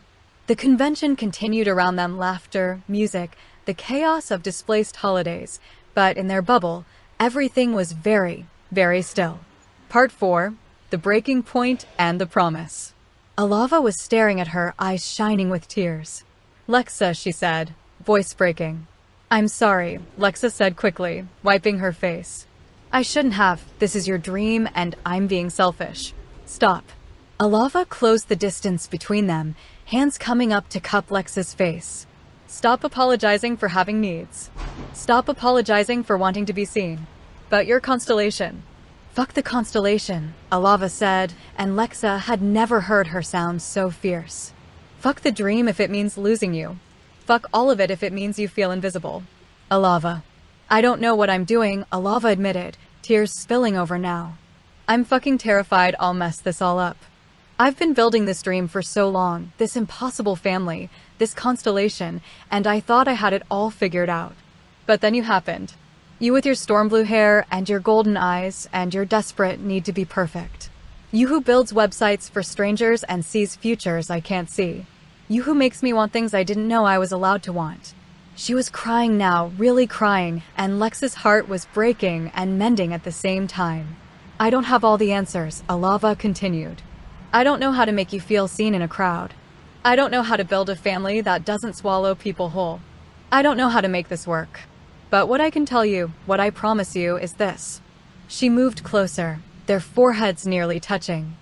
"Lexa, I will make you the happiest woman ever. Even if I have to start over my family. Even if I have to rebuild the entire constellation from scratch. Even if it's just us and we grow from there. You will always be here. You will always be remembered. You will never be forgotten." "Alava." "Please don't go," Alava whispered. "Please don't walk away because you're scared. I'm scared too. But I'd rather be scared with you than safe alone." They stood there in the middle of a convention full of displaced holidays, two women dressed as Santa and an elf, crying and holding on to each other like they were the only solid thing in a spinning world. "I need time," Lexa said finally. "Not away from you. Just time to think. To figure out what I can handle. What I want." "Okay," Alava said immediately. "How much time?" 3 days. 3 days, Alava agreed. And then we figure this out. Together." They hugged long and tight and desperate, and when they pulled apart, both of them were wrecked, but somehow more whole. "The convention goes until Sunday," Alava said, wiping her eyes. "They're doing a big Christmas celebration on the last day. Will you come back? Meet me here." "Yeah," Lexa said. "Yeah, I'll be here." "Promise?" "I promise." Part 5, The 3 Days of Silence and Reflection. Day 1, Wednesday. Lexa swam until her arms burned and her lungs screamed. The ocean was cold and unforgiving and exactly what she needed. "I don't want to be forgotten." The words echoed with every stroke. She'd spent her whole life being a background character in other people's stories. The reliable friend. The good daughter. The perfect employee. Always performing, always striving, never enough. And Alava saw her. Really saw her. But could she share that? Could she be one of many and still feel seen? She didn't know. That night, she pulled out her journal, the one she never wrote in because writing felt too permanent, too real, and started making a list. What I want. To be seen. To matter. To be someone's priority. To build something beautiful. To not drown in my own head. To be brave enough to want things. To find home in a person or people. To stop being afraid. What I'm afraid of. Being forgotten. Not being enough. Sharing love and losing myself. Getting lost in the crowd. Failing at polyamory. Failing at monogamy. Failing at everything. What Alava makes me feel. Seen. Beautiful. Possible. Terrified. Hopeful. Like maybe I could be enough exactly as I am. Like maybe different dreams can build the same home. She stared at that last line for a long time. Across the city, Alava sat on her floor surrounded by plushies, staring at her fantasy journal, the one where she'd drawn her constellation, mapped out her dream, planned for 7 to 9 people who would love each other like stars in formation. She'd been so focused on the number, the structure, the plan. But plans didn't account for storm blue hair and golden eyes and a woman who needed to be seen so desperately it made Alava's chest ache. What do I do? She asked Constellation the plushie. The plushie, as always, offered no answers. She pulled out a fresh page and started writing. What I know. I want a family. I want love that doesn't break. I want Lexa. These things might be in conflict. I'm terrified of choosing wrong. What Lexa needs. To be seen. To be priority. To not get lost. To know she matters. To be someone's main focus. What I need. To not put all my emotional eggs in one basket. To build something bigger than two people. To create the family I never had. To not repeat my parents' mistakes. But also, to not lose Lexa. Possible solutions. Start with 2, grow slowly. Prioritize her while building Constellation. Create hierarchy, even though I hate that word. Build a family with her instead of bringing her into one. Ask her what she actually wants instead of assuming. That last one felt revolutionary. Day 2, Thursday. Lexa taught her swimming classes and thought about hierarchy. In the water, there was a natural order, instructor and student, experienced and learning, guide and guided. It wasn't about worth, it was about function. Could love work that way? Could there be primary partners and secondary partners without it being a value judgment? Her business brain started working. In companies, there were hierarchies that functioned well, not because some people were worth more, but because clear roles created stability. A CEO and a board. A manager and a team. Structure didn't mean inequality, it meant clarity. But love wasn't a business. Was it? She texted her one friend from college, Maya, who'd been in a polyamorous relationship for 3 years. Lexa, hypothetical question. Lexa, can you have a primary partner in polyamory? Or is that defeating the purpose? Maya, oh honey, are you finally exploring? Yes, you absolutely can. Lots of people have primary/secondary structures. Or anchor partners. It's about communication and agreements. Everyone gets to define their own relationships. Lexa, what if the primary partner needs a lot of attention? Maya, then you communicate that. And find people who respect it. Polyamory isn't about neglecting people. It's about building a support system that works for everyone. Lexa, what if I'm not sure I can handle it? Maya, then you don't have to. But also maybe explore why. Is it actual incompatibility or internalized mononormativity? Lexa stared at that word, mononormativity. The assumption that monogamy was the only valid way to love. She'd never questioned it before. Alava worked a cleaning job and thought about Thanksgiving tables. Mr. Johnson's table had been full, yes. 20 people, chaos, laughter. But she remembered something else now, at the end of the night. After everyone left, it was just her and Mr. and Mrs. Johnson. And Mrs. Johnson would make them hot chocolate, and they'd sit together in the quiet, just the 3 of them. The big family was beautiful. But the small, quiet moment was where she'd felt most seen. Maybe, she thought, the constellation doesn't have to be everything all the time. Maybe it could be layers. A core of people who knew each other deeply, and a wider circle of chosen family who added richness without demanding constant intimacy. Maybe Lexa could be the core. And maybe that was okay. Day 3, Friday. Lexa went to the beach at dawn and floated on her back, staring at the sky. What do I actually want? Not what society told her to want. Not what made sense. Not what was safe. What did her heart want if she was brave enough to listen? She wanted Alava. That much was clear. She wanted to feel seen, prioritized, chosen. But did that mean Alava couldn't love others too? She thought about her grandmother, the one who'd given her the pearl wisdom. She'd had a best friend for 40 years. A husband she adored. Children, grandchildren, a community. Her love had been distributed, and it hadn't made any of them less important. But romantic love is different, her brain argued. Is it? Her heart countered. She didn't have answers. But she had questions, and questions were a start. Alava went to the junkyard and built something new. Not a sculpture. Not art for selling. A small metal heart with 2 chambers, one slightly larger than the other, but both essential, both beautiful, connected by copper wire that looked like constellations. For you, she told the absent Lexa. For us. For whatever we're building. Part 6. Christmas in July, reprise. Sunday arrived with perfect LA weather, sunny, warm, completely wrong for Christmas, but somehow exactly right. Lexa stood outside the convention center at 11:55 a.m., wearing the Santa costume again, holding the swim shorts Alava had made like a talisman. Alava appeared at noon exactly, elf costume perfectly in place, carrying a small wrapped box. They stared at each other for a long moment. "Hi," Lexa said. "Hi," Alava replied. "I have thoughts." "Me too." "Can we table them for now?" Lexa asked. "Just enjoy today, and then tonight we talk for real." Alava nodded, relief flooding her face. "Yeah, yes, let's just be us for a little while." Okay.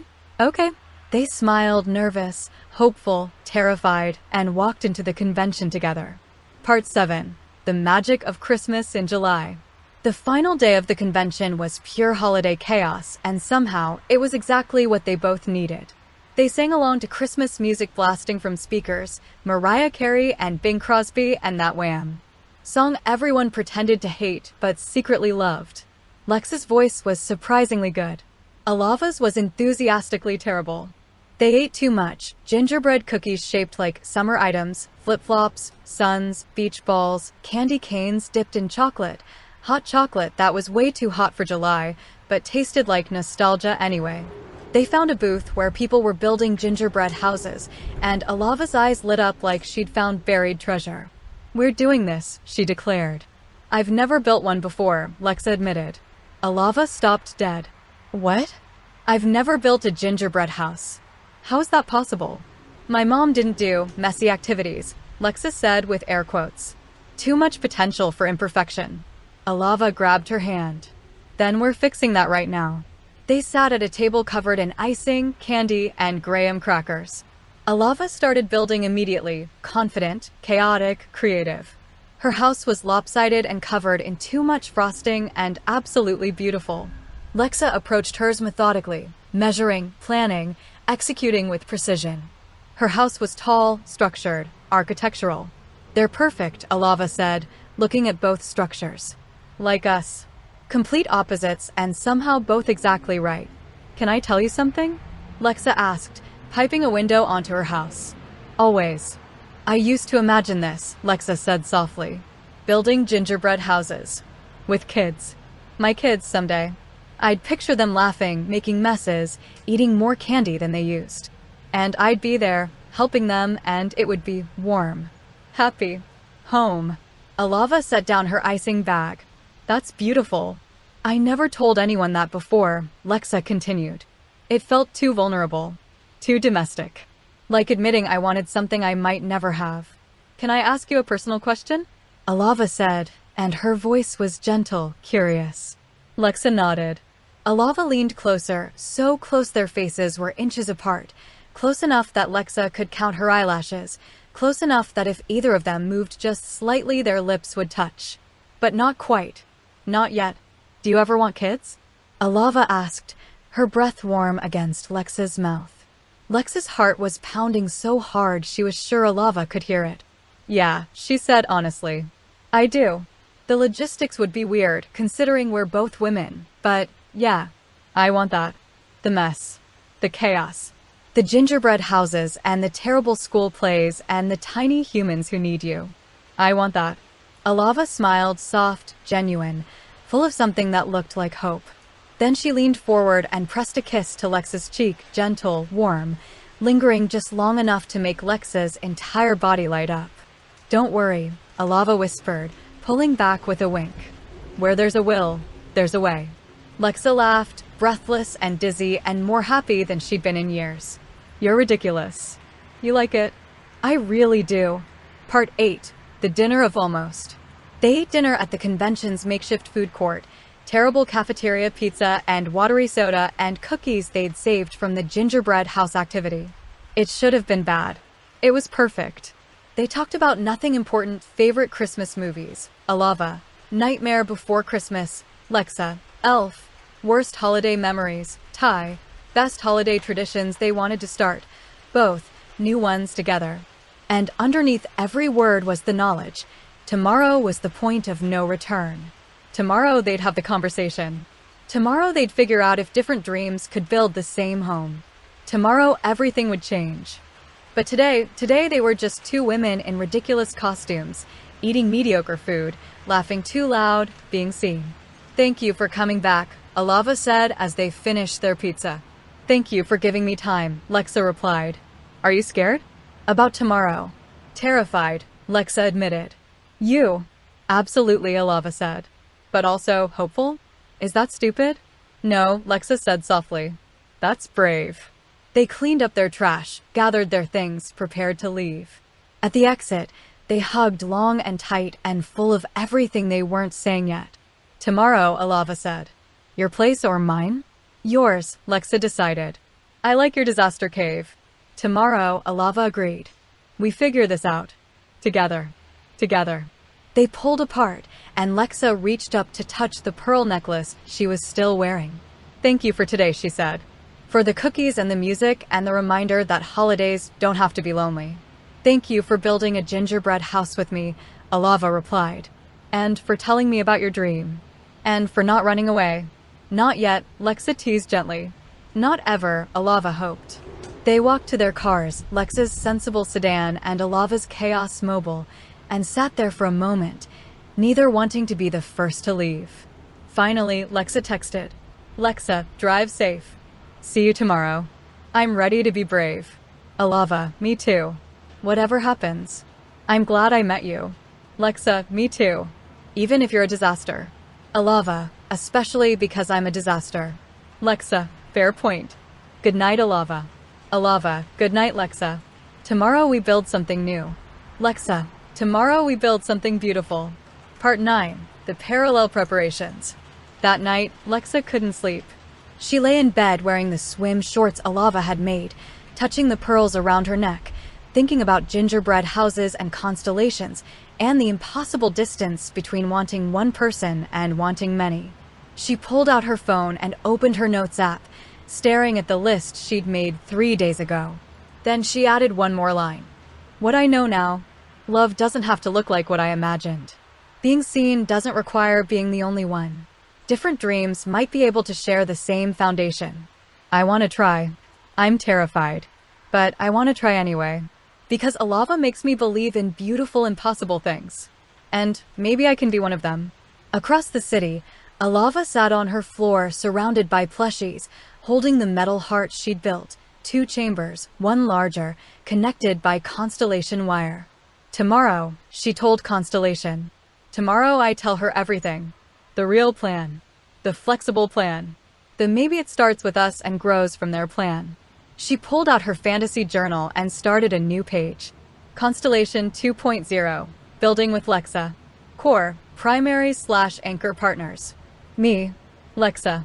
Future person TBD, only if Lexa wants this. Extended family, chosen family/close friends. To be built organically, no pressure, no timeline. People who add to our lives without demanding constant intimacy. The Thanksgiving table can be full without everyone living in our hearts the same way. Non-negotiables. Lexa always feels seen.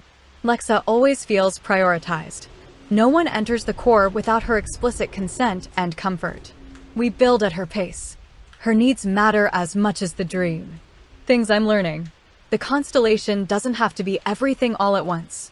Starting with 2 doesn't mean failing at polyamory. Maybe primary partner isn't a dirty word. Maybe loving one person deeply doesn't preclude loving others eventually. Maybe the dream is more flexible than I thought. Maybe the dream is whatever we build together. She closed the journal and looked at her plushy counsel. I'm going to tell her I love her, she whispered. Tomorrow. I'm going to say it out loud. The plushies, as always, were supportive in their silence. Part 10. The Promise of Tomorrow. Sunday night turned into Monday morning. Both women lay awake in their separate apartments, thinking about the conversation to come.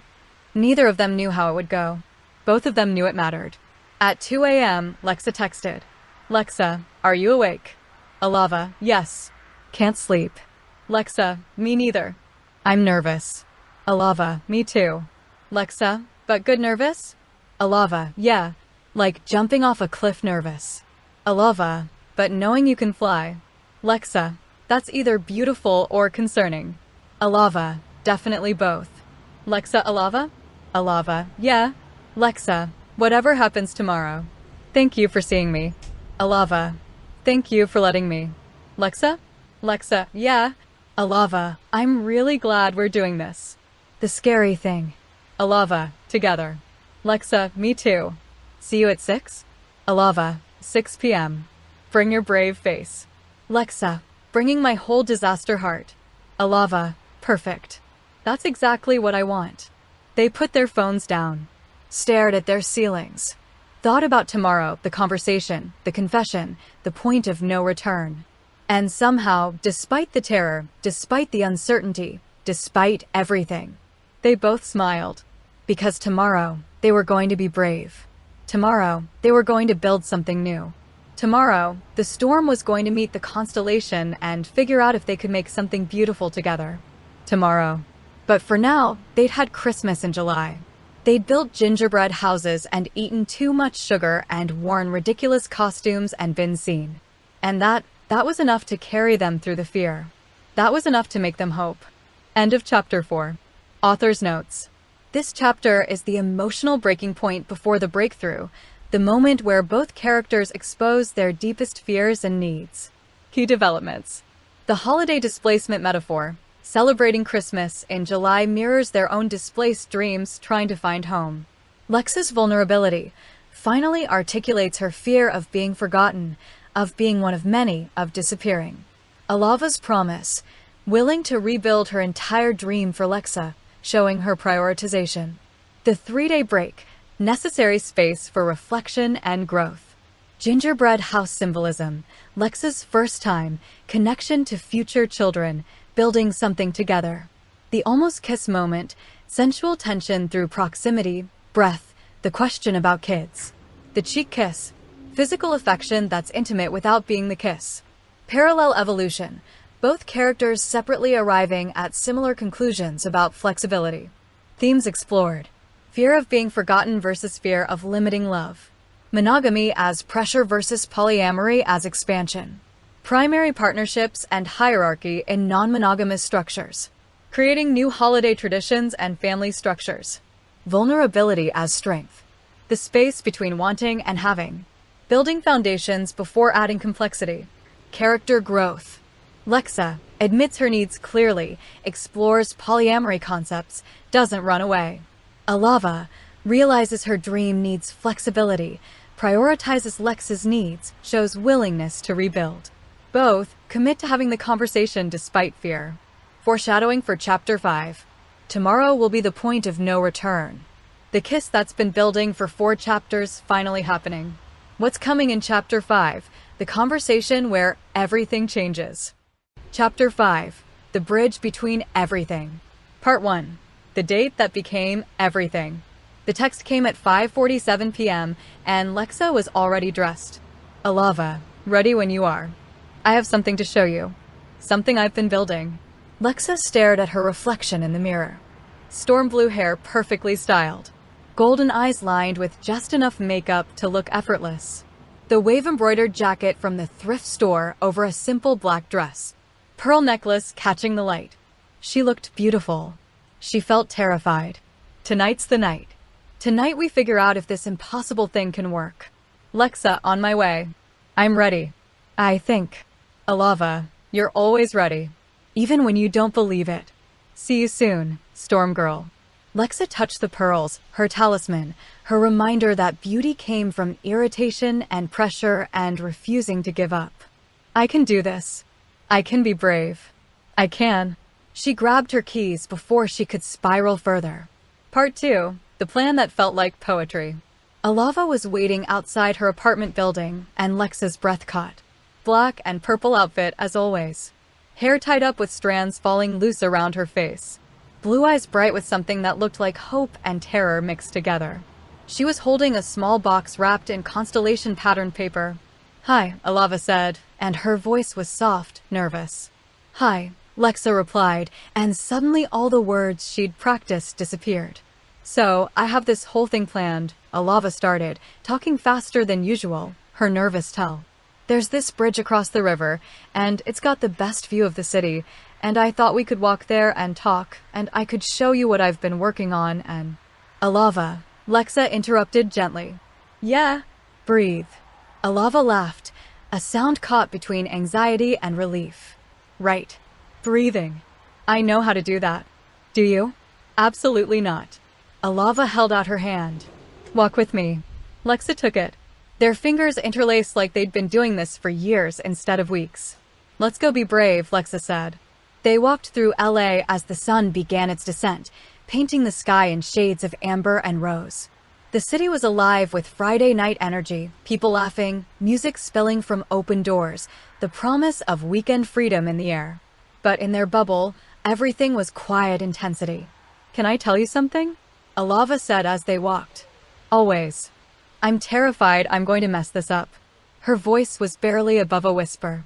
I've spent so long building this dream in my head, this perfect constellation, this impossible family. And then you happened. You with your storms and your structure and your desperate need to be seen. And suddenly the dream isn't just about the many anymore. It's about you. And what if I can't give you what you need? What if I'm not enough? What if? Hey, Lexa stopped walking, turned to face her. You're spiraling. I know. Join the club. I've been spiraling for 3 days straight. Alava smiled despite herself. We're such disasters. The best kind, Lexa said softly. Come on. Show me this bridge. Part 3. The bridge and the breaking point.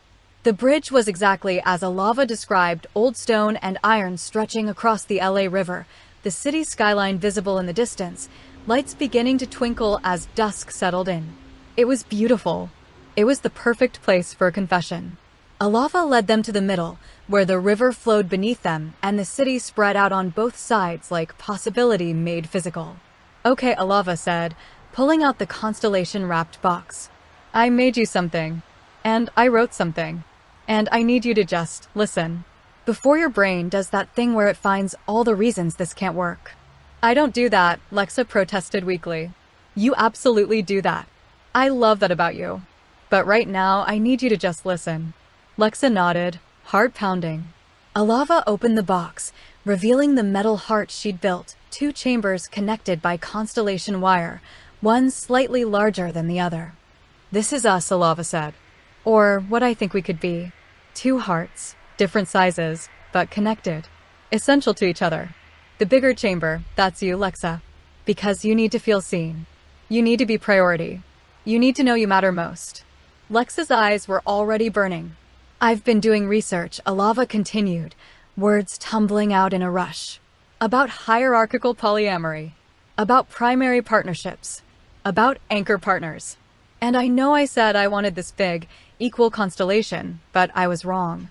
Or not wrong, just incomplete. She took a breath, steadying herself. What I want is to build something with you first. Just us. A foundation so strong that nothing can break it. And then, maybe if you want, maybe if you're comfortable, we could add others. Slowly. Carefully. People who add to our lives without taking from what we have.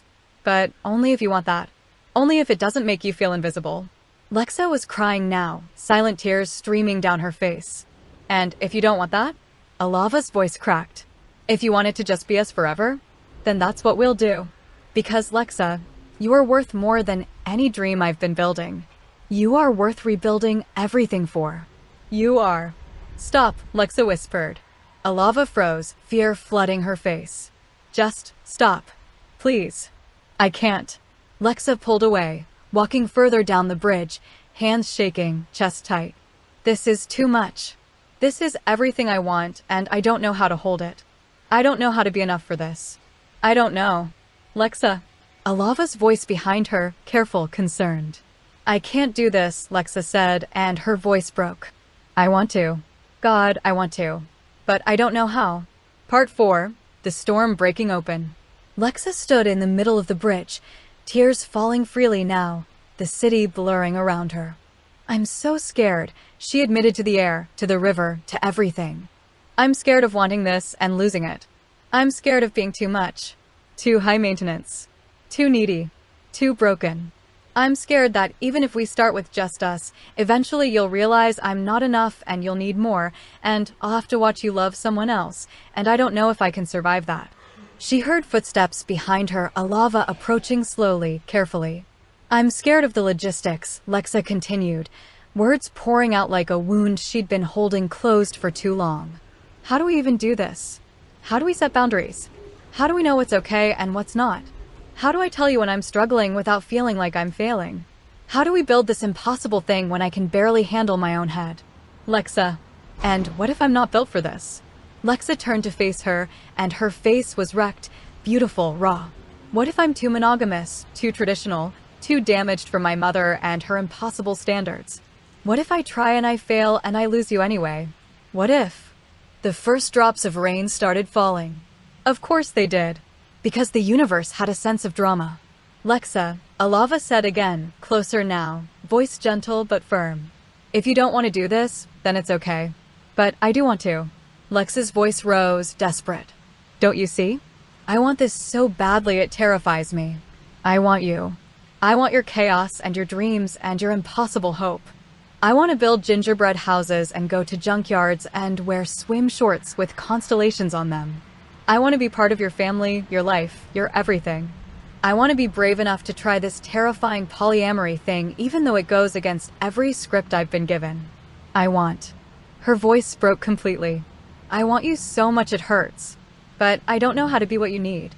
I'm too high maintenance. I need too much attention. I need to be seen constantly or I start disappearing. I need. Alava stepped closer, closing the distance between them as the rain fell harder. Then we'll do it one step at a time, Alava said, and her voice was steady now, certain. One conversation, one boundary, one fear at a time. We'll build this together, at your pace, in your way. But what if I need too much? Then we'll build the family to support you, Alava interrupted. If we ever have others, and that's a huge if, Lexa, that's only if you want it, they'll know from day one that you're priority, that your needs matter, that this whole thing only works if you feel seen. Lexa was shaking now, from cold or emotion or both. You can't promise that. Watch me. Lexa's knees were weak. She sank down, kneeling on the rain-soaked bridge, and the water soaked through her dress, but she couldn't care. I'm so high maintenance, she whispered, looking up at Alava through the rain. You have no idea what you're signing up for. The spiraling, the need for constant reassurance, the way I need structure and routine and... Alava knelt beside her, rain plastering her hair to her face, and she was the most beautiful thing Lexa had ever seen. Then I'll be strict, Alava said fiercely. I'll build the most structured constellation you've ever seen. Schedules, boundaries, clear hierarchies, whatever you need to feel safe. Even if it means it's just us for the rest of our lives. Even if the constellation never grows beyond 2. Even if. You promise. Lexa interrupted, grabbing Alava's hands like a lifeline. Their eyes locked, storm blue meeting constellation blue, both of them drenched, shaking, terrified, hopeful. I promise, Alava said, and it sounded like a vow. Part 5. The negotiation in the rain. The rain fell harder, and neither of them moved. I need something else, Lexa said, her voice steadier now but still trembling. Before we do this. Before. Anything, Alava said immediately. I need us to be exclusive. Lexa forced herself to maintain eye contact even though her face was burning. At least at first. At least until I feel confident in us. Until I trust that this is real and you're not going anywhere, and I'm not going to wake up one day and find out I was just an experiment. I need. She took a shaky breath. I need to feel like I'm your everything for a while. Even if it's temporary. Even if eventually we open things up. I need time to believe I matter. To believe this is real.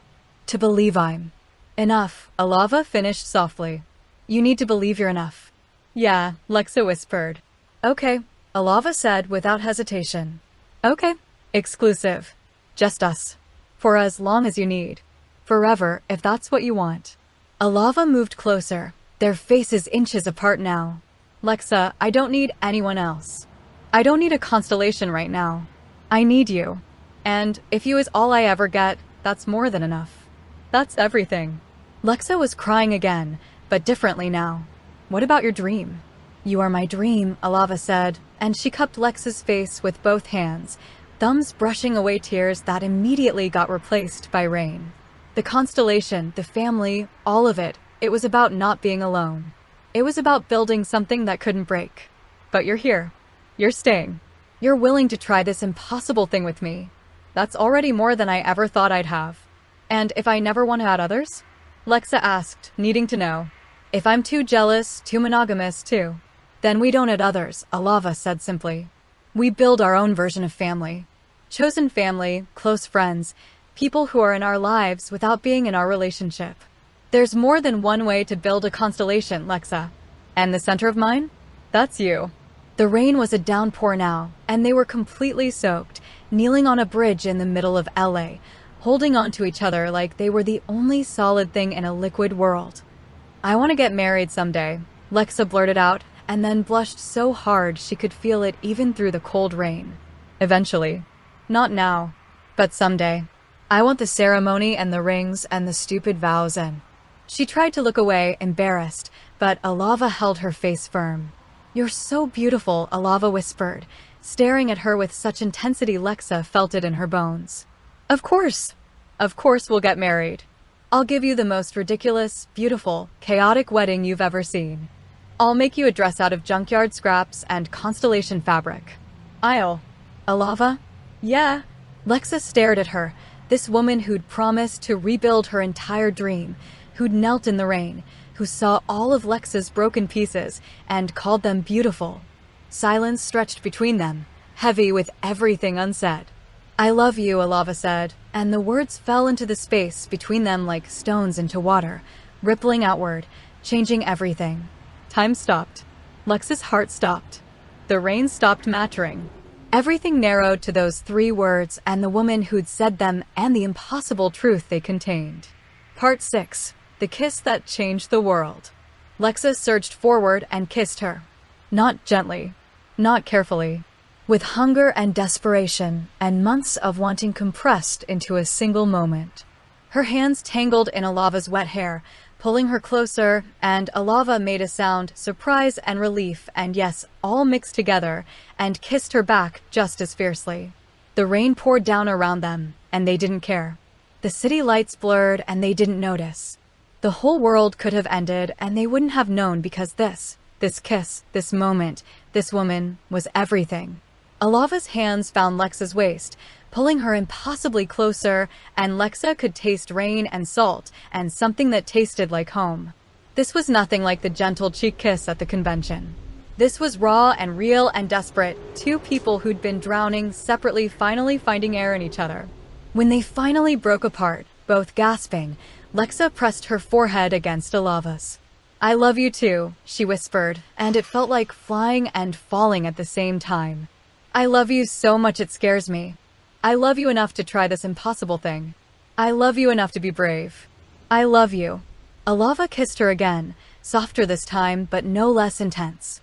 A kiss that tasted like promise and possibility and the beginning of something neither of them had words for yet. When they pulled apart again, both of them were crying and laughing and completely wrecked. We should get out of the rain, Alava said, but she didn't move. Probably, Lexa agreed, also not moving. My place? Only if we can get warm and dry, and Lexa paused, a teasing smile breaking through the tears. Netflix and chill? Alava laughed, bright and surprised and delighted. Did you just? I absolutely did. You're ridiculous. You love it. I really do. Alava stood, pulling Lexa up with her. Come on, Storm Girl. Let's go home. Home, Lexa repeated, and the word felt like everything. Alava kept hold of her hand as they walked off the bridge, 2 soaked disasters heading toward Alava's car, toward warmth, toward whatever came next. Hey, Alava said as they reached the car. Thank you. For what? For being brave enough to stay. For not running. For trying this impossible thing with me. Lexa squeezed her hand. Thank you for being worth staying for. They climbed into Alava's Chaos Mobile, dripping water everywhere, and sat there for a moment in the silence. Part 7. The Drive Toward Forever.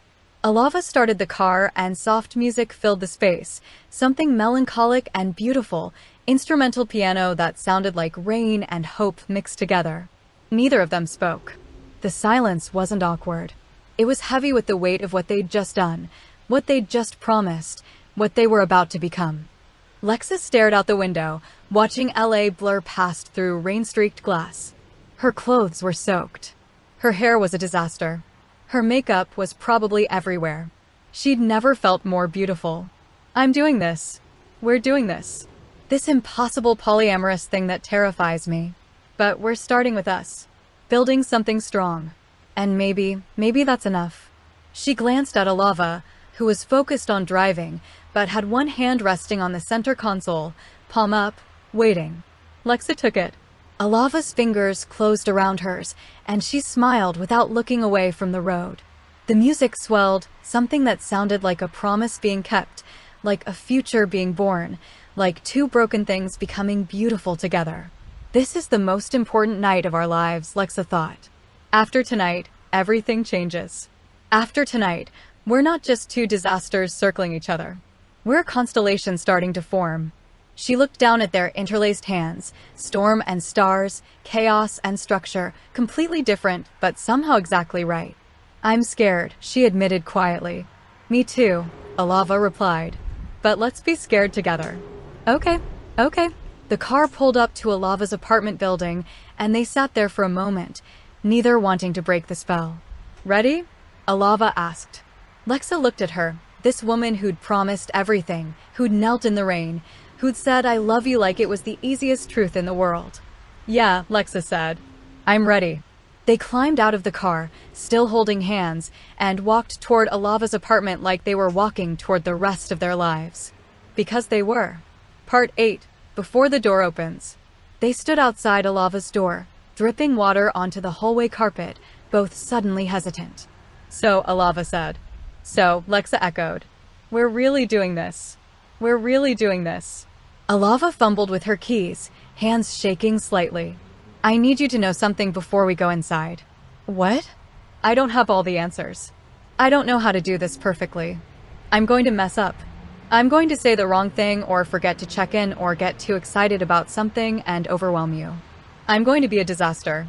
I know, Lexa said gently. But I'm going to try, Alava continued. Every single day, I'm going to try to be what you need. To see you. To make you feel like you matter. To build something with you that's stronger than anything I could build alone. I know that too. And I'm going to love you, Alava's voice cracked. So much. So loudly. So obviously that you'll never have to wonder if you're enough. Because you are, Lexa. You're everything. Lexa kissed her soft and quick and full of promise. Your turn, Alava whispered. My turn. Tell me something true before we go inside.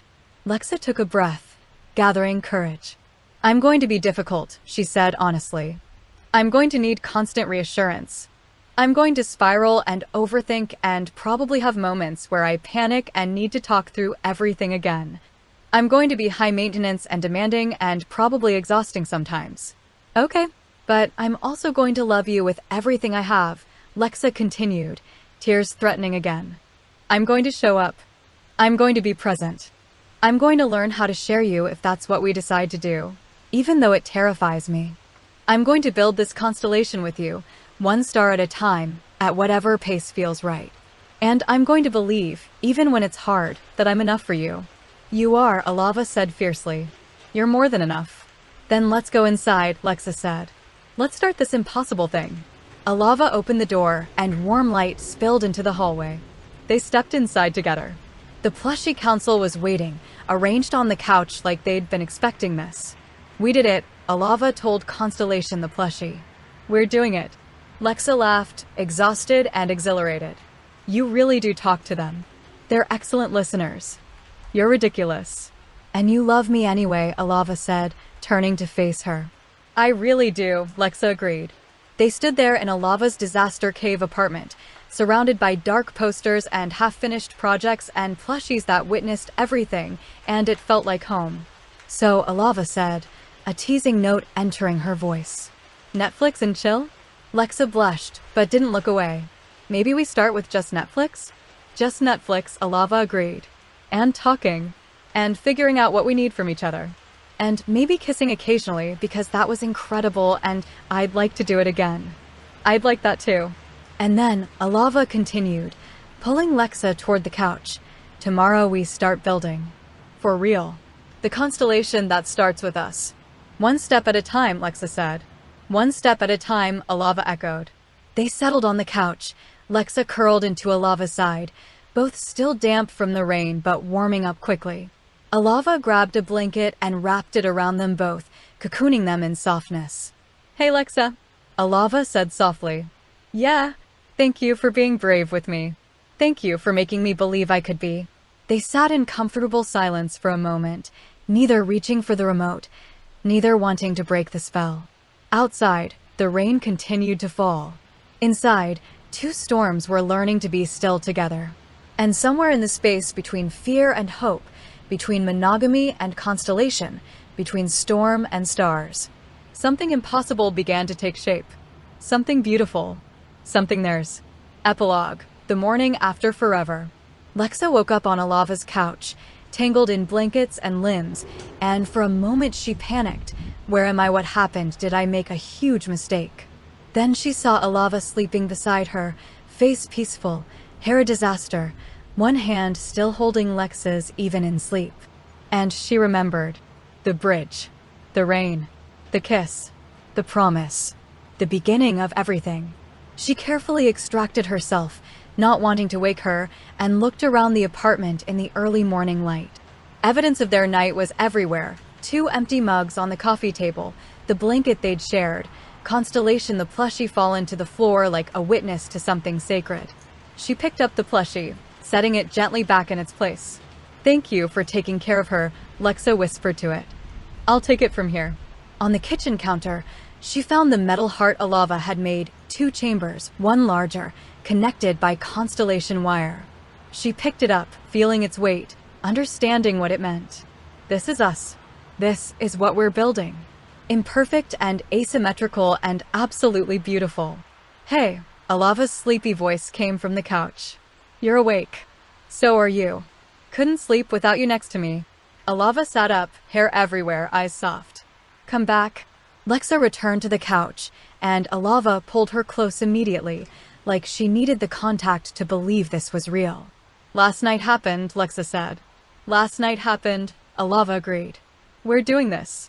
We're doing this. They sat in comfortable silence as the sun rose, painting Alava's disaster cave in shades of gold. Hey, Lexa, Alava said finally. Yeah, I meant everything I said. On the bridge.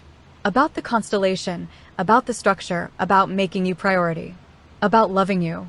I know. And I'm terrified I'm going to mess it up. Me too. But I'm going to try anyway. Me too. Alava kissed her temple, gentle and reverent. You want breakfast? I make terrible pancakes, but they're made with love. Lexa laughed. That sounds perfect. As Alava got up to start cooking, humming off key, Lexa stayed on the couch and pulled out her phone. She opened her notes app and added one final line to her list. What I know now, love doesn't have to look like what I imagined. Being seen doesn't require being the only one. Different dreams can build the same foundation.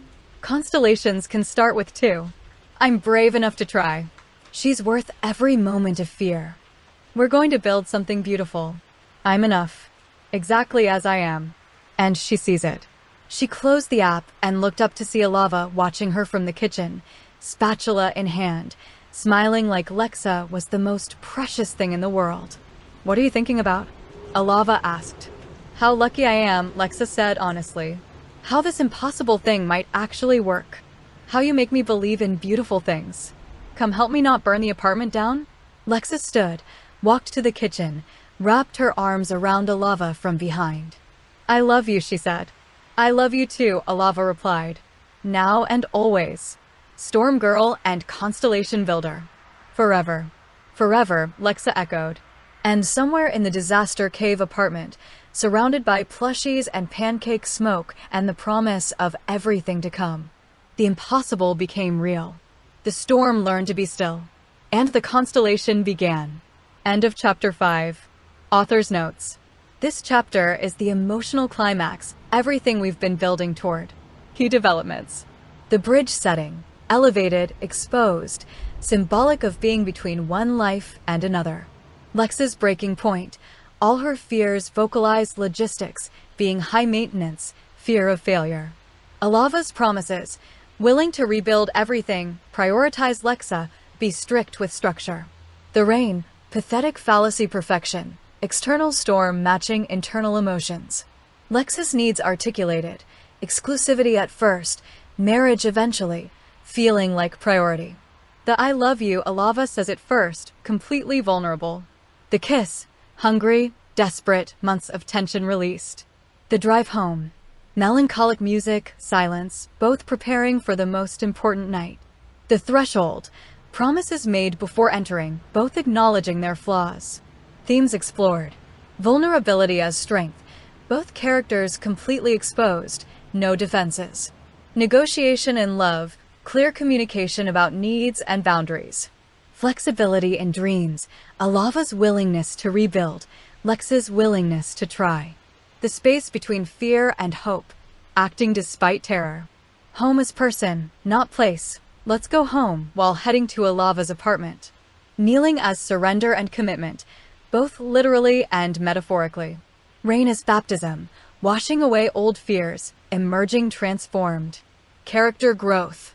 Lexa vocalizes all her fears instead of running. Asks for what she needs clearly. Admits she wants marriage, huge vulnerability. Says I love you back. Chooses to be brave despite terror. Accepts that she's enough. Alava commits to strict structure despite preferring chaos. Says I love you first, terrifying for her.